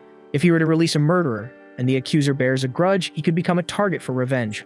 So, to avoid drawing that kind of heat, he restricts himself to low-stakes matters. Noah nods in understanding, then pulls out a sheet of paper and writes Viney a check for 5,000 reen. He explains that if Viney averages around 500 reen in bribes each year, this sum should equal 10 years' worth, and from this point forward, he expects him to stop taking bribes entirely. Viney is stunned by Noah's clear logic and steady approach, and he finally understands why the king granted him the title of Wise Prince at such a young age. In that moment, Viney decides he wants to stand on Noah's side properly. He tells him he has no need for the additional money and promises to abandon bribes altogether. In return, all he asks is the chance to serve Noah with unwavering loyalty. Under normal circumstances, Noah would question such a sudden pledge, but when he checks his status screen and sees a noticeable boost triggered by Viney's oath, he realizes the man's words were genuine. Later that evening, Noah sits down for dinner with Oscar at his estate. Oscar notices the guarded look in Noah's eyes and quickly reassures him that the evening is nothing more than a celebration in honor of his appointment as Minister of Justice. After all, aside from Henry, Noah is only the second prince to ever hold a ministerial post. Noah thanks him for the hospitality, yet he cannot shake the uneasy feeling lingering in the back of his mind.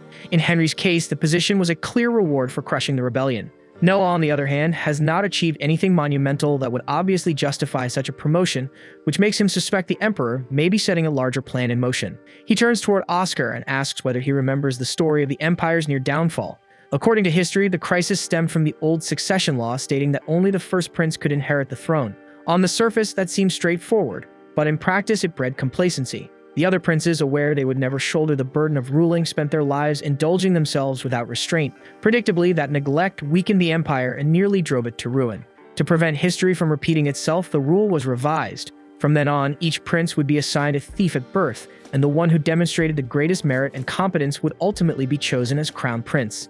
The implication dawns on Oscar almost immediately. He rises from his seat and bluntly asks whether the emperor is considering naming Noah the next crown prince. Noah admits he cannot say for certain, yet the possibility is hard to ignore. Moments later, one of Oscar's attendants rushes in with fresh news. The emperor intends to appoint Oscar as head of the Ministry of Finance the following morning. That announcement effectively validates Noah's suspicion. The emperor appears to be positioning potential successors, quietly preparing to replace Albert as crown prince. Elsewhere in the kingdom, the royal knights conduct a covert raid, dismantling a faction accused of conspiring against the emperor. Later that night, the emperor is briefed on the outcome. Under questioning, the conspirators revealed that their objective was to pressure the emperor into abdicating so that Crown Prince Albert could ascend the throne. The scheme bears Albert's fingerprints, even if indirectly. After 3 decades as crown prince with no sign of his father stepping down, his impatience is understandable on a human level. Still, orchestrating an insurrection is a grave offense. Unfortunately, there is no concrete proof tying Albert directly to the plot, making formal punishment nearly impossible. The other participants, however, will not be spared. Their fate has already been sealed, and execution awaits them. The following morning, with Noah now presiding over the Ministry of Justice, the matter is placed directly in his hands, and he is tasked with determining the appropriate sentence. The case itself is not complicated. Every individual involved was apprehended in the act of conspiring to depose the emperor. While no solid proof directly ties Albert to the scheme, the connection is hard to ignore. The conspirators were all drawn from Albert's closest circle, making his ignorance highly unlikely. Viney asks Noah how he intends to proceed. Under imperial law, members of the royal family are rarely subjected to real consequences for their offenses. There is, however, one notable exception: insurrection, and in such cases, the penalty is death, regardless of status.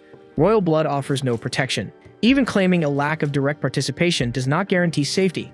Simply knowing about a rebellion and failing to prevent it is grounds for execution. And considering how many of Albert's confidants were implicated, it would be nearly impossible for him to have remained unaware. If Noah chose to press the matter, he could formally accuse Albert of treason and demand his execution. Yet he understands that such a move would clash with the emperor's true wishes. Publicly exposing a prince's attempt to seize the throne would ignite a massive scandal, so instead of enforcing the letter of the law, Noah opts to interpret it carefully. He later meets with the emperor to present his proposed judgment. Noah explains that all those arrested at the scene will be executed without delay. The emperor's silence regarding Albert makes his stance obvious. He has no desire to see his son punished. However, leaving Albert's associates alive poses a risk.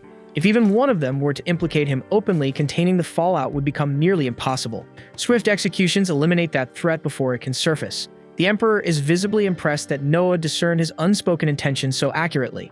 As a token of approval, he grants Noah an expanded budget and remarks that he expects great things from him moving forward.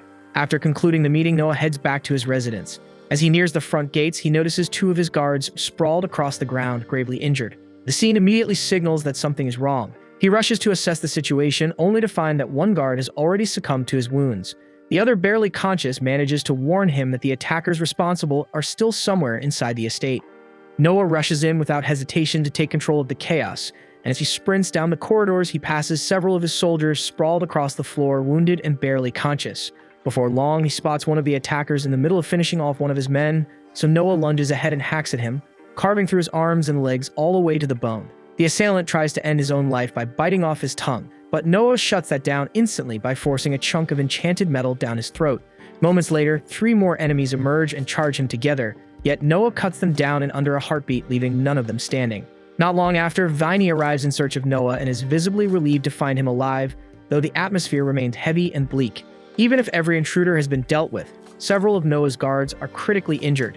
Noah is taken aback when he hears that all the attackers were killed, since they are usually captured for interrogation.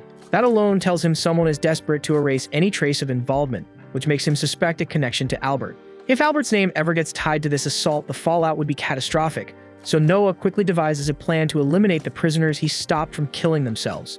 By imperial law, raising a hand against a royal warrants immediate execution, so Noah drives a blade into his own abdomen and orders Venny to report that the intruders inflicted the wound, ensuring they are put to death before they can expose Albert.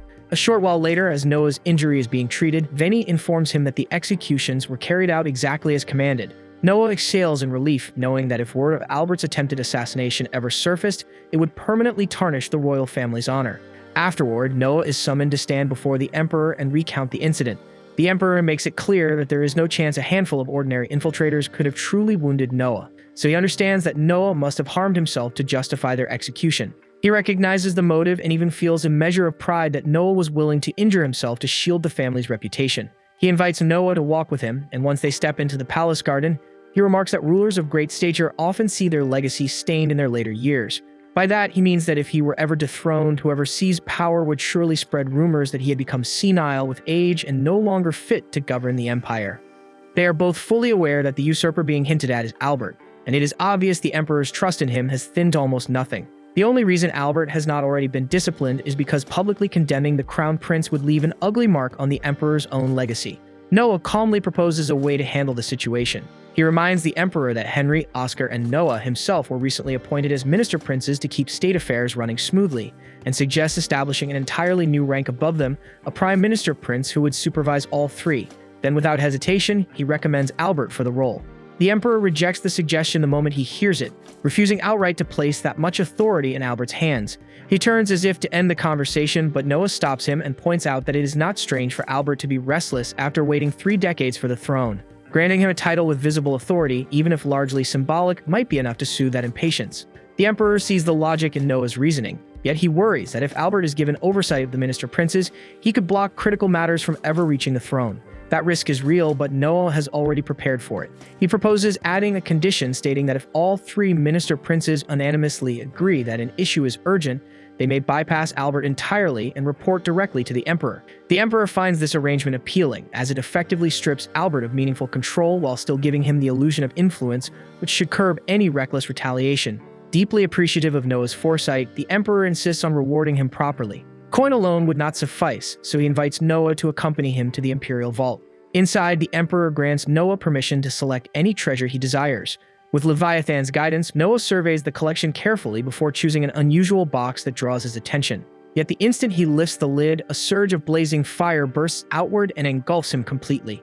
Noah quickly figures out that the relic carries a will of its own, the same way Leviathan does, and once that clicks, he already knows how to handle it. He calls on Leviathan and drives straight through the blazing aura in a single strike, forcing the relic to submit. And the moment he claims authority over it, the fire swirling around him dies down, leaving a ring resting in his palm. Now that Luthier belongs to Noah, his fire magic parameters jump noticeably. The Emperor is stunned by how effortlessly he subdued it, though deep down he knows he should not be surprised when it comes to Noah. He offers to set up a few targets if Noah wants to try it out, but Noah declines, saying he has a better idea in mind. He leads the Emperor into an open stretch of forest, and when everything is set, he triggers Luthier. But instead of firing at a distant mark, Noah directs the flames straight at himself. The Emperor panics for a brief moment, yet Noah calmly reassures him there is nothing to worry about, explaining he only wants to measure Luthier's power against Leviathan. Just as he predicted, Leviathan edges it out slightly, allowing him to restrain the fire without trouble. On top of that, he limits the artifact's effective range to guarantee the Emperor remains unharmed. Gaining that level of command over an artifact he obtained mere minutes earlier borders on absurd, but by now the Emperor has learned to expect the impossible from Noah. He officially grants Luthier to him and asks that he wield it for the good of the Empire. Not long after, Noah stands before the Emperor again, this time in his capacity as Minister of Justice, tasked with ruling on a delicate internal matter. The Emperor's brother Graham has a nephew who is frankly a spoiled little brat, and while he has always governed his territory with a heavy hand, this time he crossed a line by murdering an innocent citizen without justification, which constitutes a grave offense. Graham has stepped forward to shoulder the blame and even proposed paying a massive penalty. But Noah informs the Emperor that accepting such a payment would be unlawful, since Graham himself committed no wrongdoing. Under imperial law, just as a children cannot be punished for a parent's sins, a parent likewise cannot answer for the crimes committed by their children. The Emperor nods in agreement with Noah, certain that Graham understands the situation as well, but is most likely attempting to smooth things over by throwing money at the problem. The amount offered was 30,000 reen, roughly 250 times the average annual income, making it an undeniably massive sum. Still, Noah firmly states that by law they cannot accept a fine from someone who has committed no offense. Hearing that, the Emperor half-jokingly wonders whether they should amend the law to permit voluntary fine payments, especially since the Imperial Treasury could genuinely benefit from the extra funds. Noah sees the logic behind it, but he believes creating such a law would set a dangerous precedent, convincing people that any wrongdoing could simply be erased with enough money, which would make maintaining order far more difficult. He admits the Treasury is in serious need of financial support, yet insists they must pursue a more honorable and respectable method to secure those funds. The Emperor concedes that Noah is absolutely right, and he is so impressed by his judgment that he immediately grants him the honorary position of Premier Advisor. Grateful for the recognition, Noah suddenly comes up with a clever solution to strengthen the Empire's finances. He proposes that the Emperor offer honorary titles to anyone willing to contribute 1,000 reen to the treasury. After all, receiving a title directly from the Emperor would be an irresistible opportunity for many, and when individuals accumulate more wealth than they can reasonably spend, they often begin chasing prestige instead, meaning there would likely be plenty of eager contributors. Finding the idea brilliant, the Emperor promptly instructs his Prime Minister to summon Oscar, the Minister of Finance, so the plan can be put into action without delay. Upon hearing this, Noah chooses to excuse himself for the day, not wanting to intrude upon Oscar's jurisdiction. However, as he steps outside, he notices a small crowd gathered around the hole he had created earlier. At that moment, a man named Shizu approaches him and explains that the onlookers are simply fascinated, unable to comprehend how the ground had melted in such a strange manner. Apparently, one curious individual even slipped and fell into it while trying to investigate, which Noah cannot help but find slightly amusing. He then hands Shizu a pouch of coins, instructing him to cover all medical expenses for the unfortunate person since the incident was ultimately his responsibility. Shizu gratefully thanks Noah, remarking that he remains as generous as ever. Right then, Noah spots that Shizu is holding something in his arms, so he asks what he's got there, and Shizu explains it's a box packed with rhino beetles.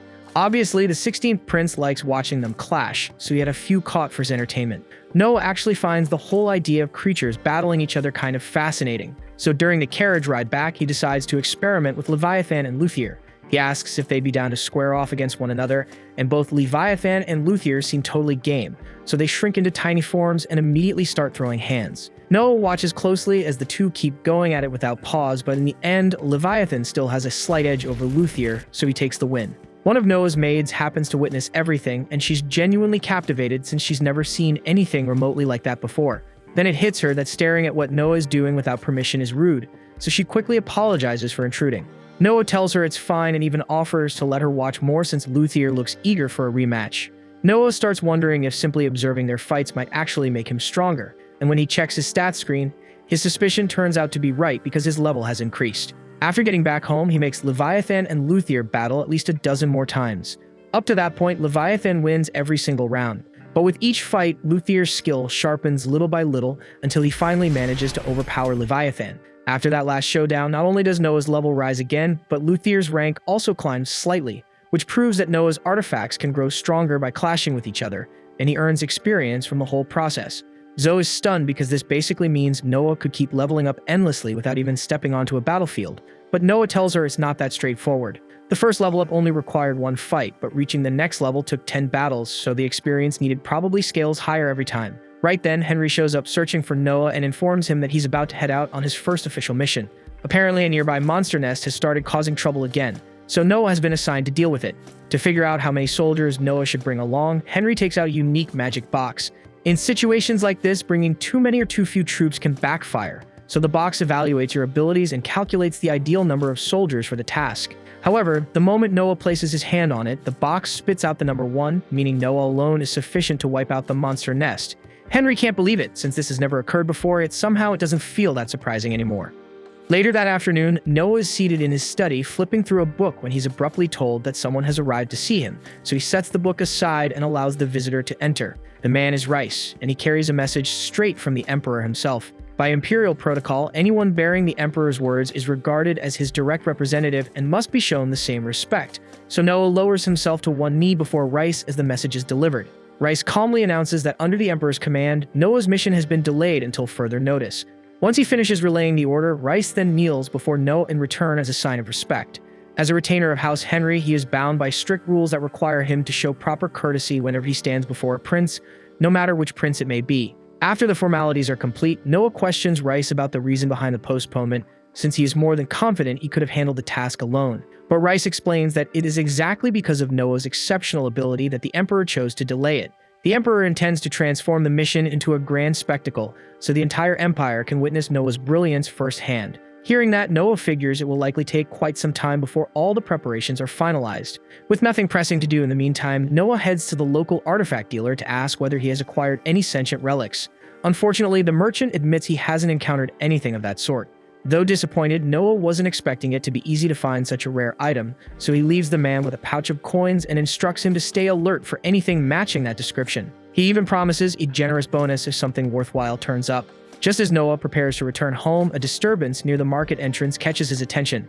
A man is aggressively pressuring a shopkeeper because the owner refused to sell him an item that had already been reserved by someone else.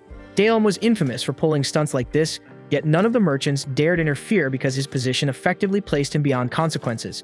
Suddenly, Noah calls out sharply for him to stop, and the moment Dalem sees him, he immediately recognizes the 13th prince, though his expression shows little concern. Noah states plainly that what he just did qualifies as intimidation, which is a punishable offense. Dalem responds without hesitation, revealing that he serves under Prince Gilbert's household, so under imperial law, he cannot be prosecuted for anything short of murder or treason. In other words, even Noah lacks the authority to discipline him over something as trivial as threatening a few shopkeepers. Noah is fully aware that Dalem isn't lying, and under normal circumstances, it truly wouldn't be a damn thing Noah could do to discipline him. But then it clicks in his mind that rule about imperial household members having to show proper respect to every prince they encounter. And honestly, that alone is more than enough grounds for Noah to charge Dalem with blatant disrespect toward the royal family. So he immediately orders Shirley to seize him, and while she has him slammed face down against the dirt, Noah asks if anyone nearby has something suitable for punishment.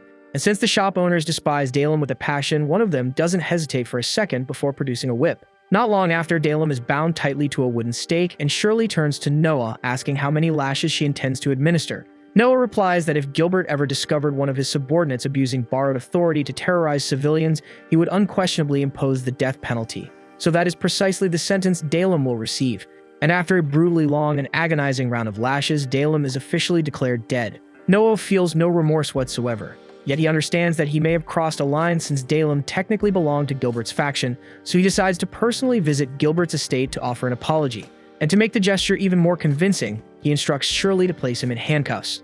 Once they arrive at Gilbert's residence, Noah recounts the entire incident in careful detail and apologizes for not consulting him beforehand before carrying out such a severe judgment. But Gilbert remains surprisingly relaxed about it all and assures Noah that he did nothing improper because Dalem was never someone of real value. If anything, he believes Noah spared him embarrassment by eliminating a man who would recklessly commit crimes under a prince's name. And with that, Gilbert officially absolves Noah of any wrongdoing. With everything settled, Noah and Shirley take their leave. Yet as they walk away, Shirley questions whether the self-imposed handcuffs were truly necessary, especially since Gilbert appeared so calm, but Noah quietly reveals that Gilbert had been seething the entire time. However, because Noah showed up immediately to apologize, Gilbert had no opportunity to unleash his anger and was left with no choice but to accept it. The following morning, Noah is at home when he is suddenly notified that a member of the imperial family has arrived requesting an audience. He consents to the meeting and is soon introduced to Don. Don explains that he has heard numerous stories about Noah's extraordinary abilities and expresses his desire to serve under him. Noah agrees to take him in, though he senses something slightly suspicious about Don's demeanor, so he orders Dylan to conduct a comprehensive investigation into his background. A while later, Dylan wraps up his background check on Don. And just like Noah figured, both Don and his parents have pledged themselves to Gilbert, which pretty much confirms Gilbert sent him over as a planted informant. The attendants of a prince are usually bound by strict regulations about who they're allowed to associate with, so it's pretty normal for them to marry within their own circle, have children together, and raise those kids to devote themselves to the same prince from childhood. Don happens to be one of those kids, but even though no one is aware he's a spy, Noah tells Dylan to keep everything quiet for now because this little secret could be useful down the line. Dylan nods, though he can't help being amazed that Noah managed to figure out Don's true role the very first time they met. Still, Noah didn't pull off anything flashy. He simply noticed that even after granting Don permission to serve him, his stats didn't increase at all, and that could only mean Don's loyalty wasn't genuine. On a different note, Dylan lets Noah know that the merchant he asked to watch for rare relics has arrived, claiming he has something that might catch Noah's interest. Noah instructs that the man be brought in, and once the merchant steps inside and pays his respects, he unveils the item he recently obtained, a massive portrait. Noah is slightly thrown off since he had been expecting something along the lines of enchanted armor or a powerful blade, but the moment he moves closer to the canvas, Leviathan stirs, which tells him there's definitely something strange about it. He asks the merchant whether the portrait carries a curse, and the man admits that it does. To prove it, he produces a duplicate painting made around the same period as the original, and while the two pieces look nearly identical at first glance, Noah catches a subtle shift in the young girl's expression. If the copy was meant to perfectly mirror the original, then the only explanation is that the original altered over time, and since Leviathan reacted to it, there has to be some kind of awareness sealed within. Without hesitation, Noah summons Leviathan and uses its power to cut the connection between the portrait and the consciousness bound to it, finally freeing the girl imprisoned inside.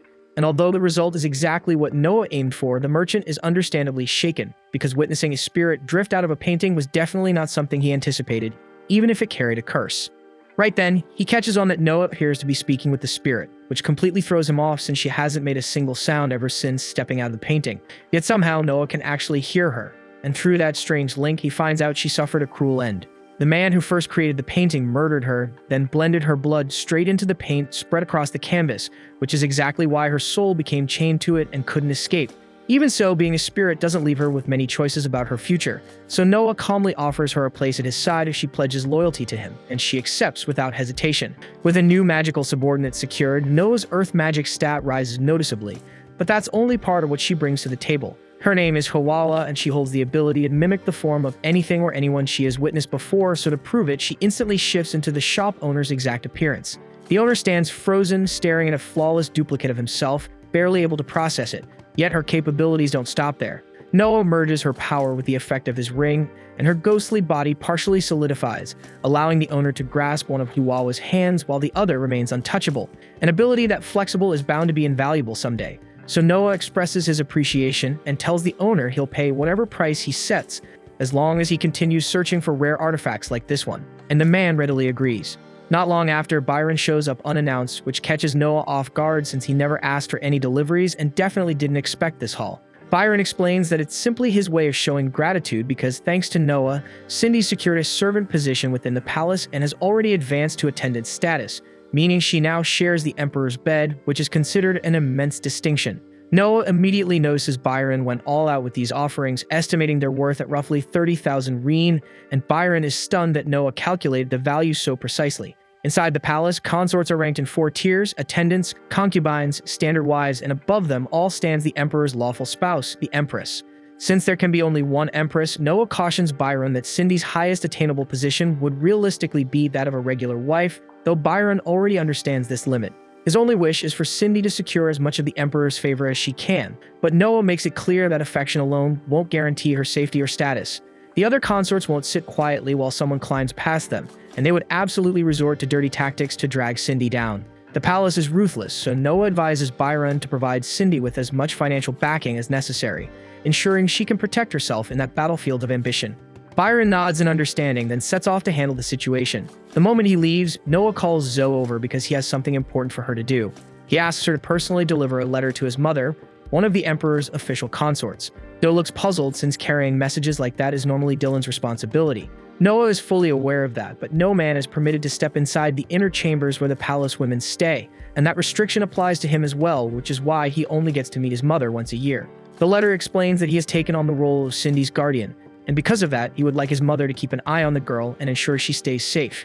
So can't help but ask if he truly plans to involve his own mother for political leverage, but Noah calmly replies that this is simply how things operate in the palace. Besides, it is not as though he shares a deep bond with her anyway, considering he has only seen her a handful of times throughout his life. Then he shifts the topic and casually asks Zoe how her mother has been lately. Zoe says her mother is doing well and feels incredibly thankful that Noah gave her a position here in the capital. Yet something has been weighing on her mind. She hesitates because she is unsure whether it is serious enough to bring up, but Noah insists he wants to hear it. So Zoe explains that part of her mother's responsibilities is locking the gate every night. And recently, while carrying out that duty, she noticed someone lurking around the grounds. She did not manage to see the person's face clearly, so she has no idea who it was, but the whole thing felt off to her. Noah immediately suspects what might be happening, so he thanks Zoe for informing him and instructs her to tell her mother to keep this matter to herself for now. That same night, as Zoe's mother goes to secure the gate like usual, Dawn suddenly appears behind her and strikes her neck with a poisoned needle, killing her instantly before slipping away into the darkness. However, at a distance, Noah, Zoe, and her mother are quietly observing everything. Noah had already predicted this move because he knew the only one wandering around at such an hour would be Dawn. And if Dawn believed Zoe's mother had spotted him, he would absolutely return to silence her and protect his identity as a spy. But thanks to Noah's careful planning, the one Dawn just murdered was not Zoe's real mother at all, but Huala, perfectly disguised in her form.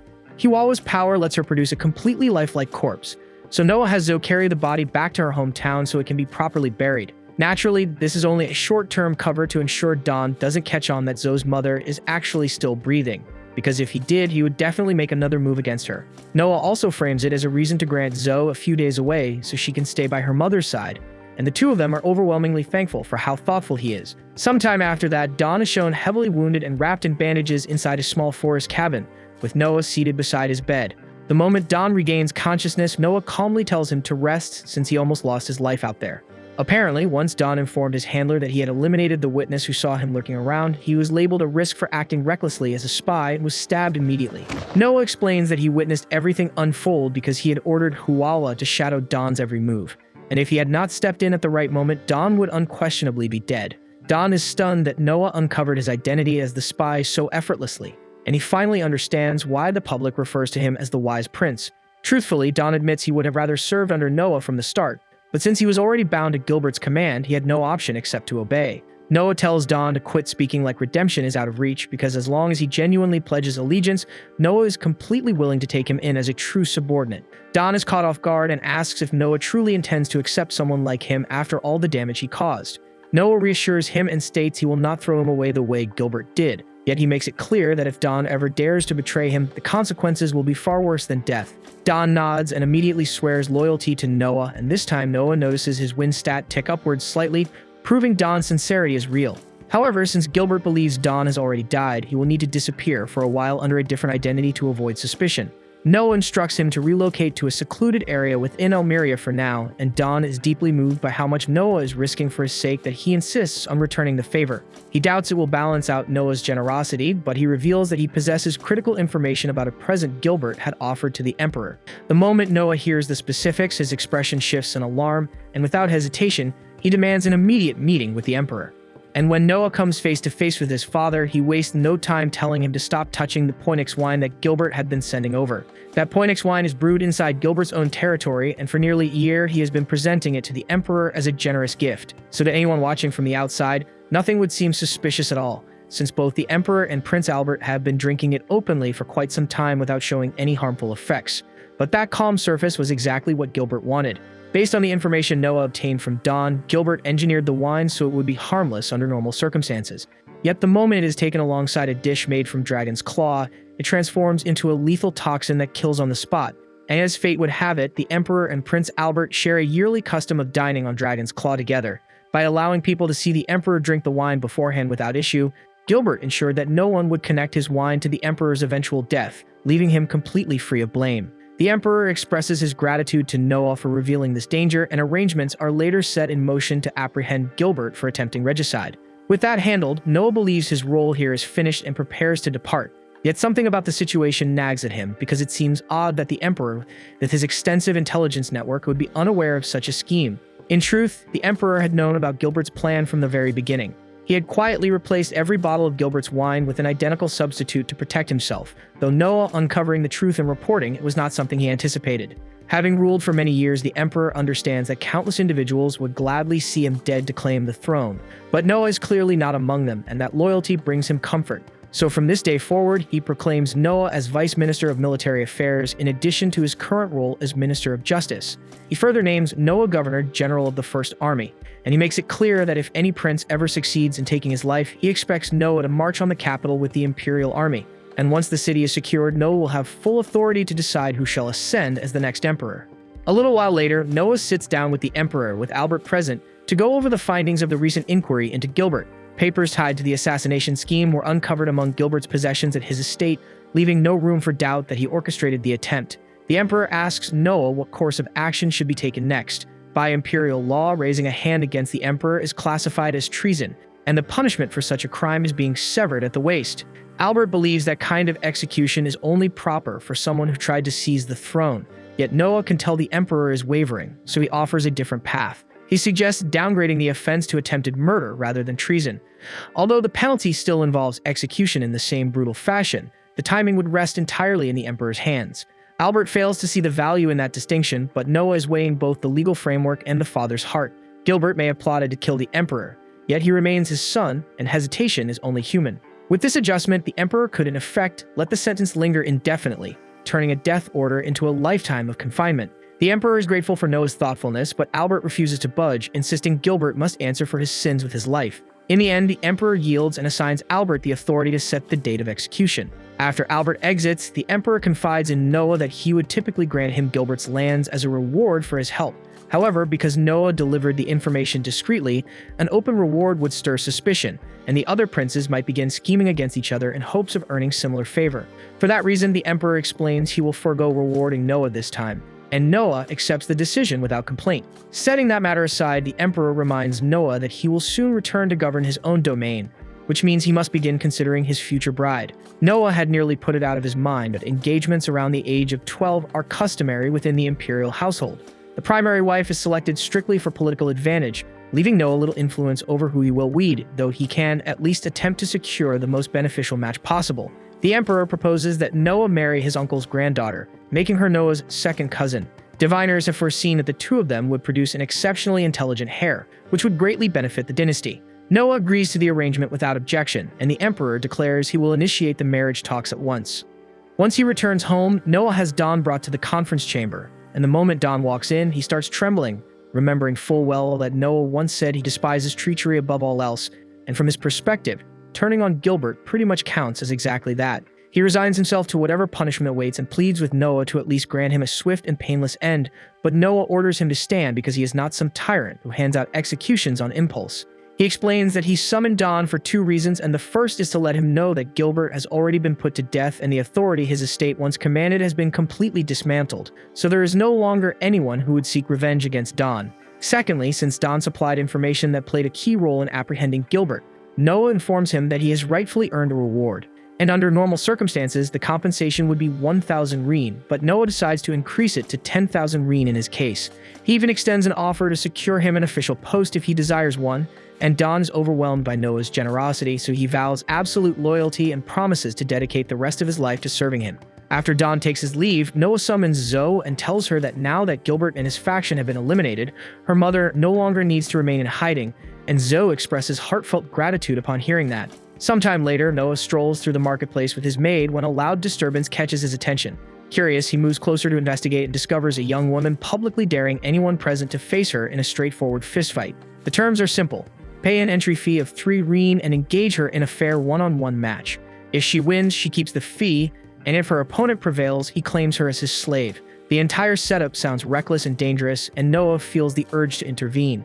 However, while the law clearly outlaws illicit slave trafficking, it does not prohibit an individual from voluntarily selling themselves, which means this arrangement technically does not violate any statutes.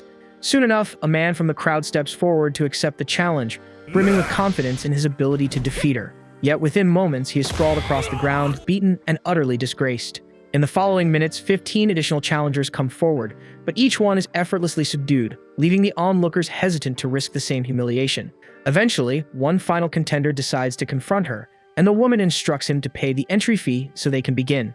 The man scoffs and claims payment is unnecessary since he is certain of his victory, and without warning, he lunges at her, and she braces herself to deflect the incoming strike, but suddenly a portion of her body turns numb, and before she can even comprehend what is happening, the man delivers a crushing blow that knocks her unconscious. For a brief second, the entire crowd goes dead silent because they can't process how the man managed to defeat her that effortlessly. And with a smug grin, the man announces that she belongs to him now, claiming her as his slave, but Noah immediately cuts in and calmly points out that the rules were clearly violated. The duel was meant to be a clean one-on-one match, yet it was obvious that one of his allies had fired some sort of paralyzing dart at the woman from the sidelines. The man attempts to brush it off and deny everything, but Noah has already singled out the accomplice and releases a wave of magical pressure that instantly knocks the culprit unconscious. After that, it becomes painfully clear to everyone watching that Chad had been cheating from the start. Chad, furious at being exposed in front of the crowd, lunges straight at Noah in a blind rage, but that reckless charge ends exactly how anyone would predict because within seconds, Noah lands a few deliberate warning cuts and Chad crashes onto the ground. It's obvious he doesn't stand a chance, so he scrambles back to his feet and bolts before he can embarrass himself any further, disappearing into the crowd while swearing that he'll get revenge one day. Not long after, the girl regains consciousness, stretched out on a bench with Noah seated beside her. Relieved to see that she's unharmed, Noah gently asks whether she remembers what happened earlier. Her recollection is hazy, but the last clear memory she has is fighting some random opponent in the arena.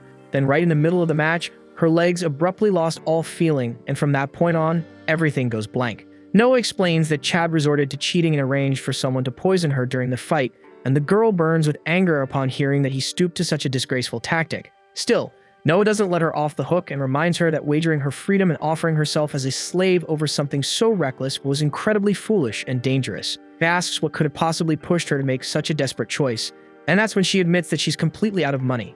She traveled to this city to take part in this year's knight selection exam, which happens to be overseen by the 10th prince this time.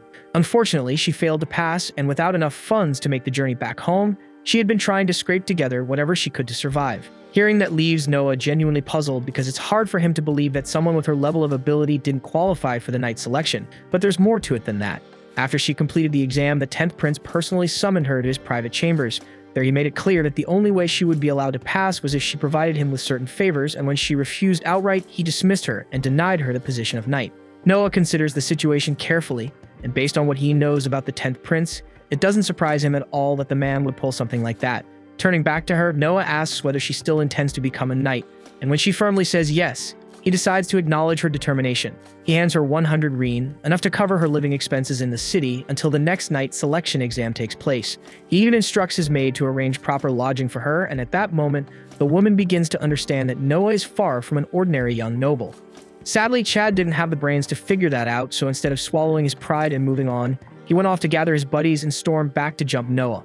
And just like anyone with common sense would predict, it ended terribly for them, with Noah absolutely wrecking them for pulling that stunt, and once they were sprawled across the ground groaning, Noah spots one of the 10th prince's knights standing close by. From the way the knight made zero effort to interfere, Noah can tell he was likely bribed to let the attack happen. But the second the knight realizes he's dealing with the 13th prince, he understands just how disastrous that mistake could be, so he quickly lowers his head and begs for mercy. Since the knight never actually laid a hand on him, Noah decides to overlook it this one time, though he makes it clear that Chad and his crew won't be getting off that easily. Watching everything play out, the woman finally connects the dots about who Noah really is. There's no doubt left that he's the 13th prince, but what truly strikes her is how grounded he is. The entire time he spoke with her, he never once showed off his rank or tried to intimidate her with it. Right then, Noah notices a man seated on a nearby bench applauding him. At a glance, he might seem like some ordinary spectator, but Noah instantly recognizes him as the Emperor's uncle, the famed Lightning Prince, Indra Ararat. Several decades earlier, when the Emperor first ascended the throne, he was far too young to properly govern the realm, so Indra stepped in as regent and managed the empire until the Emperor was mature enough to rule on his own. And once that day came, Indra relinquished control without the slightest resistance and withdrew from political life, choosing instead to return to his homeland and live quietly, which makes him someone deeply worthy of respect. Indra is pleased that Noah knows who he is, yet he has no patience for stiff ceremony, so he gestures for Noah to sit beside him. He asks whether Noah understands the reason for his visit, and Noah answers that he assumes Indra has come to assess him, considering he is set to marry his granddaughter. Indra confirms this, so Noah calmly asks what would happen if he fails to satisfy his standards, and Indra replies that in that case, he simply won't allow the marriage to proceed. Noah reminds him that the engagement was decreed by the emperor himself, and rejecting it could be interpreted as defying imperial command. Indra acknowledges that fact, but he also knows the emperor would never weaponize technicalities against him. After all, Indra nearly raised him as a child, and the emperor holds him in the highest regard. If this concerned anything else, Indra would never question the emperor's authority. But when it involves his beloved granddaughter, he must personally confirm that the man by her side is truly worthy. Noah nods in understanding and asks if that means he has cleared the trial. Indra answers that the verdict is not yet decided, and in the next instant, an unseen pressure begins to crush down on Noah from every direction. Noah immediately recognizes the move as the very same method he uses to overwhelm his enemies, so he gets ready to strike back. But then it hits him that given Indra's advanced age, he is likely far stronger at this point, and crushing him outright would only embarrass the old man in front of everyone. So he deliberately restrains himself, easing the pressure just enough. Indra senses the force rolling off Noah, and within a heartbeat, he understands that the young man standing before him is more than qualified to stand beside his granddaughter, especially since it is obvious Noah is holding back out of respect. Pleased with what he has witnessed, Indra tells Noah that he expects him to cherish and protect his granddaughter from now on, and Noah accepts the responsibility without the slightest pause. To mark the moment, Indra suggests they all share a few drinks, and he flips a ring toward Noah as a personal token. Noah snatches it cleanly, and almost instantly, a deep, commanding voice resounds inside his head. In the blink of an eye, the scenery around him dissolves, and he finds himself standing alone in the center of a vast open plain. Before he can fully grasp what is going on, an enormous magical bull barrels toward him at terrifying speed. It demands that Noah prove himself worthy of wielding its strength, and by now, Noah understands this kind of trial perfectly well. So he draws Leviathan and without panic, cuts the beast down in one decisive motion. When the bull collapses and goes still, it yields to Noah and acknowledges him as its master. As Noah reviews his status and notices a +C added beside his light skill, the fallen bull suddenly begins to speak just as he is examining the change. In the next moment, Noah is back in reality, and judging by the look on his face, Indra immediately knows what has occurred. The entity Noah just overcame is called Behemoth, an exceptionally formidable magical creature possessing a rare ability. While Indra explains, Noah casually slips the ring onto his finger and reaches for a kettle resting nearby. The instant his hand makes contact, the metal transforms into pure gold. Indra cannot hide his amazement because even during the height of his own power, he never succeeded in subduing Behemoth, yet Noah accomplished it in what felt like seconds. Afterward, Noah conjures a miniature embodiment of Behemoth's shape and tells Indra that he can strengthen himself by having these small versions fight one another. Indra is completely lost, so Noah decides to demonstrate and calls forth Leviathan, Hawawa, and Luthier. However, as soon as they appear, an unusual phenomenon begins unfolding. It seems that decades have passed since all four of these mystical artifacts were assembled together in one place at the same time, and now that they stand reunited, something extraordinary is on the verge of taking place. Noah suddenly finds himself drifting through a strange dreamlike realm, where the voices of all four artifacts echo around him at once. They speak about how they have not been united since the era known as the Silver Age. The last individual who drew out their true might had reached level 255, and now they are patiently anticipating the moment Noah will rise to that same height. Once their voices fade, Noah snaps back into his physical body. For a brief second, he questions whether it was all some kind of illusion, but the citizens gathered nearby begin glancing at each other in stunned amazement because they heard a mysterious voice call out to Noah. Naturally, they conclude that a divine being must have descended to grant him a blessing. Indra heard it too, and he also assumed it was the voice of a deity. And with genuine excitement, he offers Noah his congratulations, calling it a truly celebratory moment. Noah nods in agreement, and to mark the occasion, he instructs his maid to distribute 10 coins to every person present. Among the nobility, it is an old custom that when an extraordinary stroke of fortune occurs, you spread that happiness to those around you in whatever way possible, which most often means giving out money as a gesture of goodwill. At that moment, the Night Lady steps forward and politely asks Noah to allow her to decline the proposal he made earlier. Curious, Noah asks her why she would choose to refuse it, and she explains that she has resolved to become his knight through her own strength, and if that day comes, she wants it to be earned entirely by her own efforts rather than through his assistance. Noah understands her reasoning, yet he firmly turns down her request, telling her that such thinking belongs to a mediocre knight. She worries that accepting his support might lead her to disappoint him later, but Noah counters by saying that if she fears failure, then she should simply push herself harder and make sure she never falls short. His words strike her deeply, and she pledges to dedicate herself fully to meeting his expectations. Indra watches this exchange with admiration, impressed by how effortlessly Noah can calm doubts and inspire confidence. Suddenly, the Emperor arrives and remarks to Indra that this is merely one of the countless qualities that set Noah apart. The instant Noah and Indra notice the Emperor's presence, they drop to their knees and the civilians quickly follow their lead. But the Emperor waves off the formal display, saying it is unnecessary since he is already outside the castle walls. He invites Indra to sit beside him. In response, Noah summons a life-size luthier figure to stand guard as an imposing deterrent. With that silent, intimidating presence looming nearby, no one would dare approach or interrupt the Emperor. The Emperor had intended for Noah to accompany him while he conversed with Indra, and he is pleased to see that Noah grasped his unspoken plan without needing any direct instruction. Not long after that, Indra and the Emperor ride side by side in a carriage, as the Emperor has a matter he wants to discuss. And realizing it's probably something delicate, Noah signals Luthier to unleash a dazzling column of flames outside, drawing the citizens' attention away. Inside the carriage, the Emperor confides in Indra that he is considering stripping Albert of his status as crown prince. Indra asks what prompted such a drastic thought, so the Emperor brings up the recent affair involving Gilbert's assassination attempt. Gilbert absolutely overstepped, yet he was still his son, and as Noah had advised, the Emperor would have rather condemned him to lifelong imprisonment than order his execution. Albert, however, burned with anger at the idea of showing mercy to his own brother and demanded that Gilbert be put to death. Technically, Albert broke no laws, but the Emperor fears that if Albert ascends the throne in his current state, that same intensity could spiral into a bloody purge, with Henry, Oscar, and Noah likely becoming his first targets. Indra now grasped the Emperor's reasoning for wanting to remove Albert from succession, but he asks whether a new heir has already been selected. The Emperor admits he hasn't officially declared anyone yet, so Indra warns him that leaving the crown prince seat vacant would fracture the realm if he were to pass away before naming a successor. The Emperor acknowledges the risk, though his hesitation is not from uncertainty. He has already decided who should inherit the throne, but he fears that revealing the name would ignite fierce rivalries across the court. Indra understands the concern, yet he argues that secrecy poses a greater danger than open conflict over a named heir. At that moment, Noah steps in with a proposal. He suggests the Emperor draft a will and publicly state that his chosen successor is recorded within it. Indra doubts the practicality of that plan, pointing out how easily documents can be forged. But Noah anticipated that objection, proposing instead that the will be concealed within the Emperor's own body, perhaps etched into one of his teeth, and in that case, no one could counterfeit or tamper with it.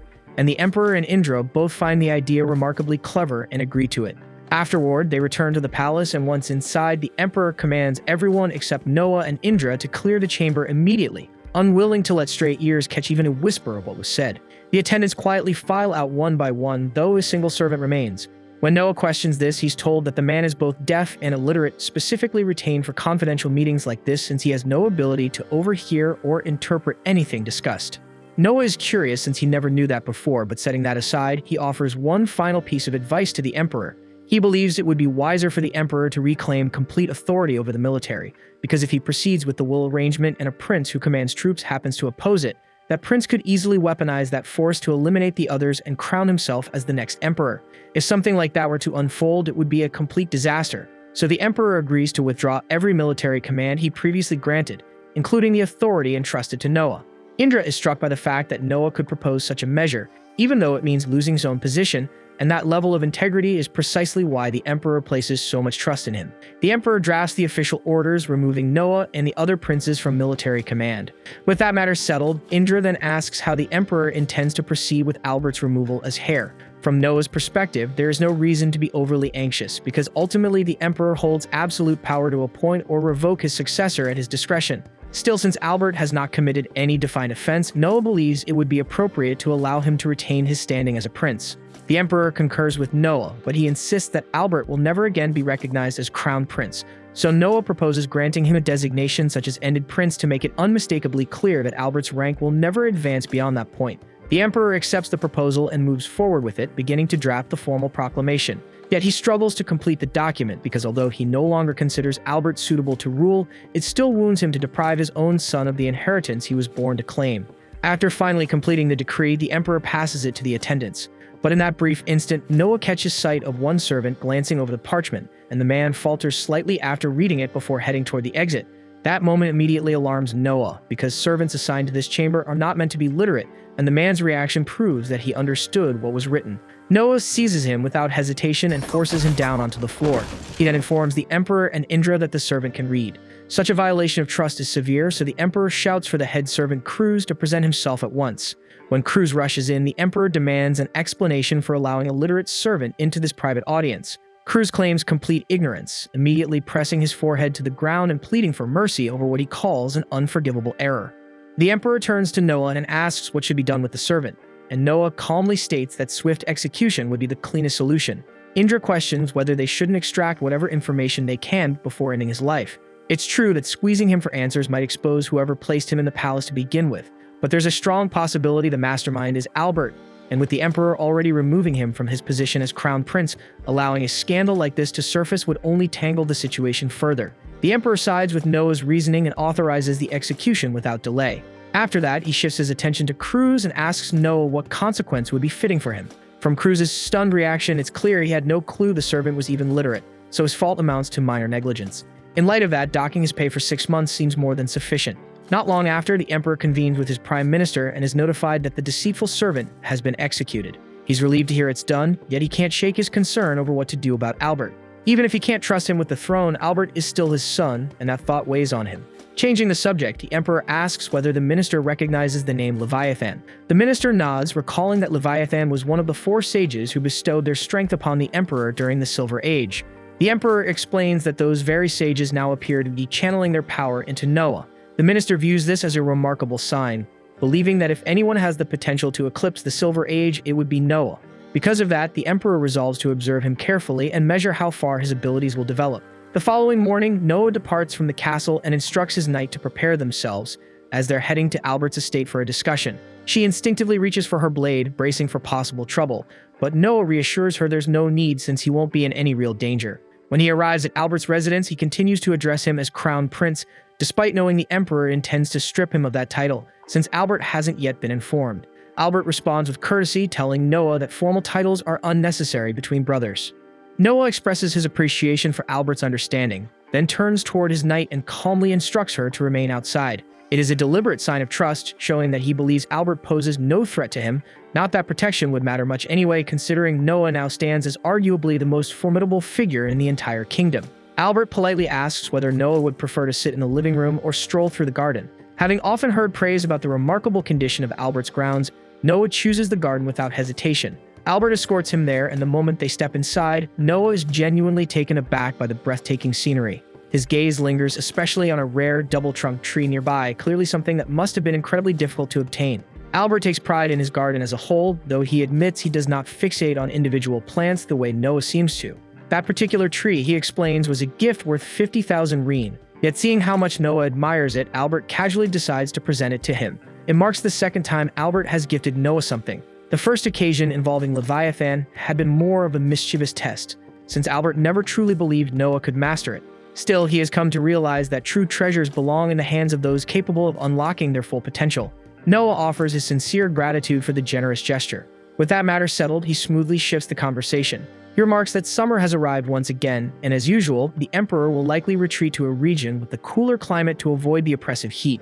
However, this year carries one significant change.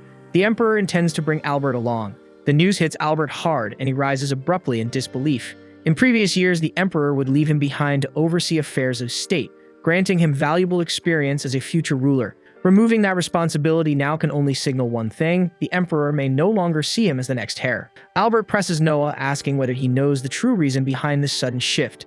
Noah maintains a composed expression and pretends to know nothing, suggesting instead that the Emperor simply wishes to educate him more closely during their travels.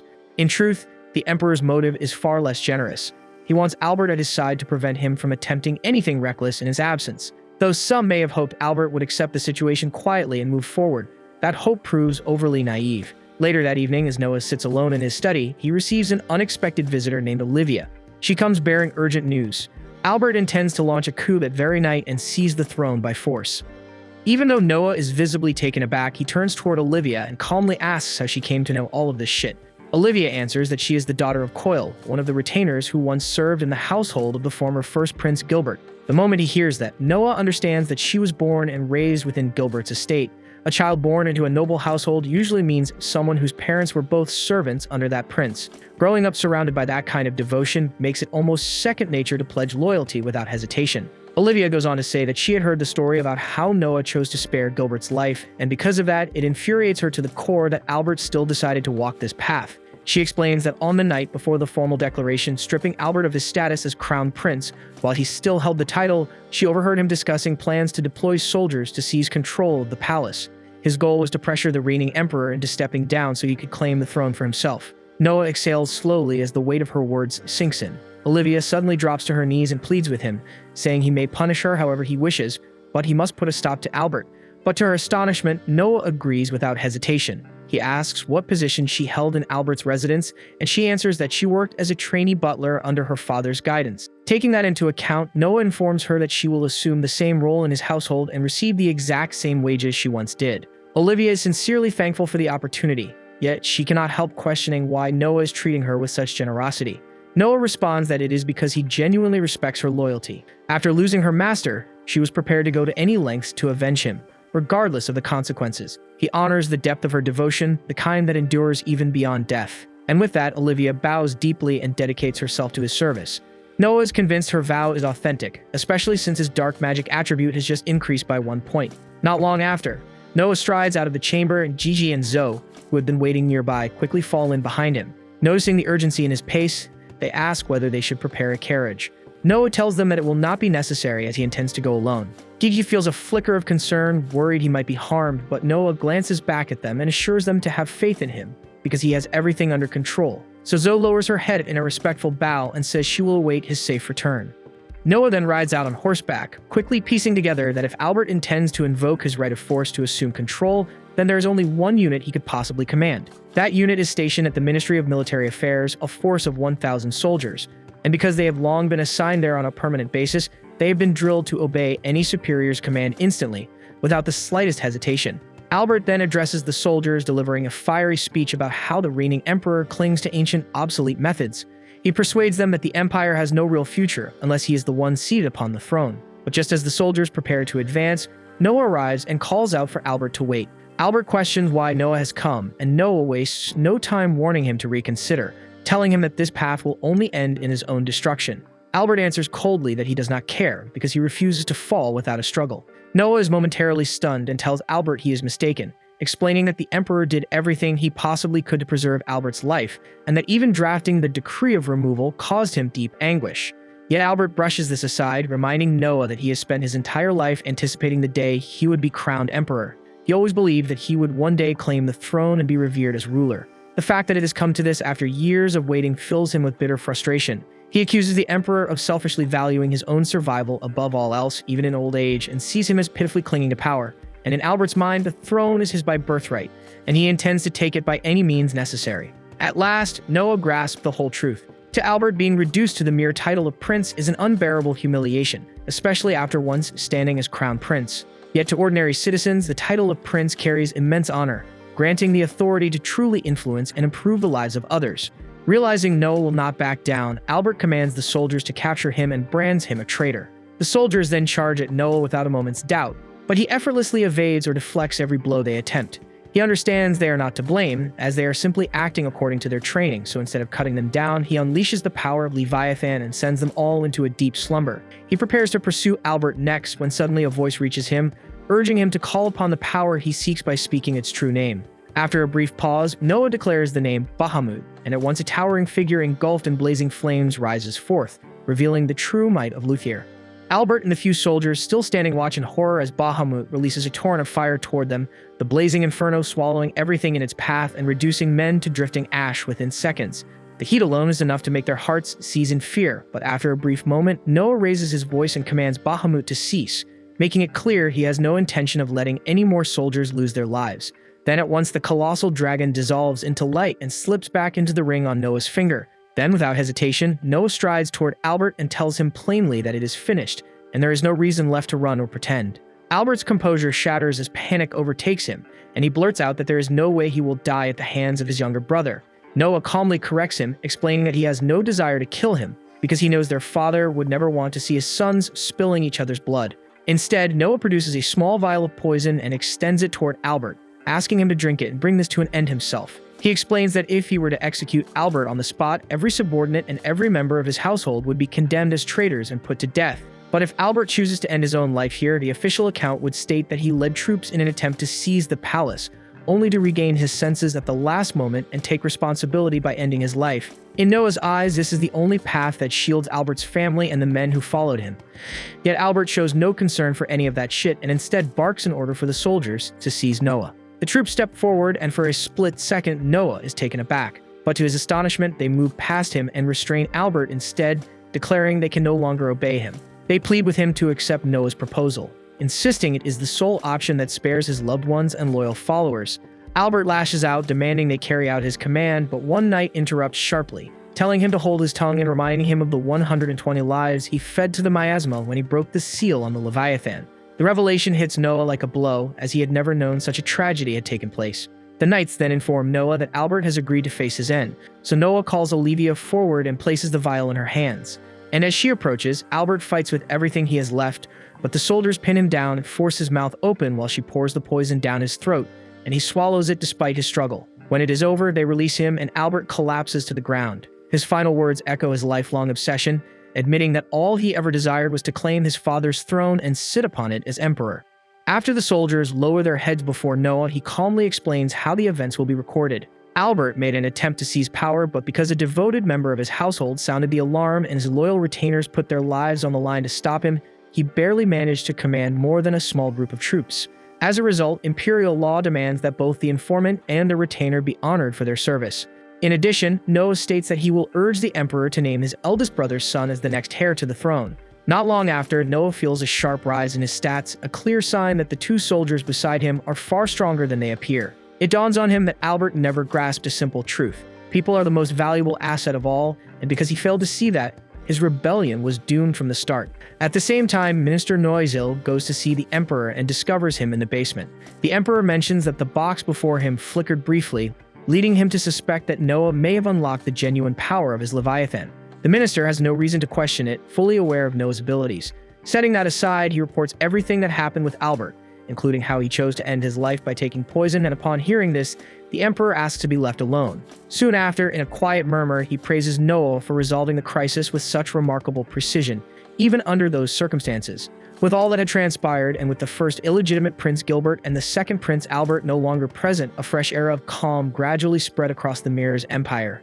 3 years later, Gigi and Zoe receive a letter along with a present from Evelyn, and they are overjoyed. Zoe suggests saving the letter to read properly later since it's nearly time to celebrate Noah's 15th birthday, an occasion that fills 2 entire rooms with gifts.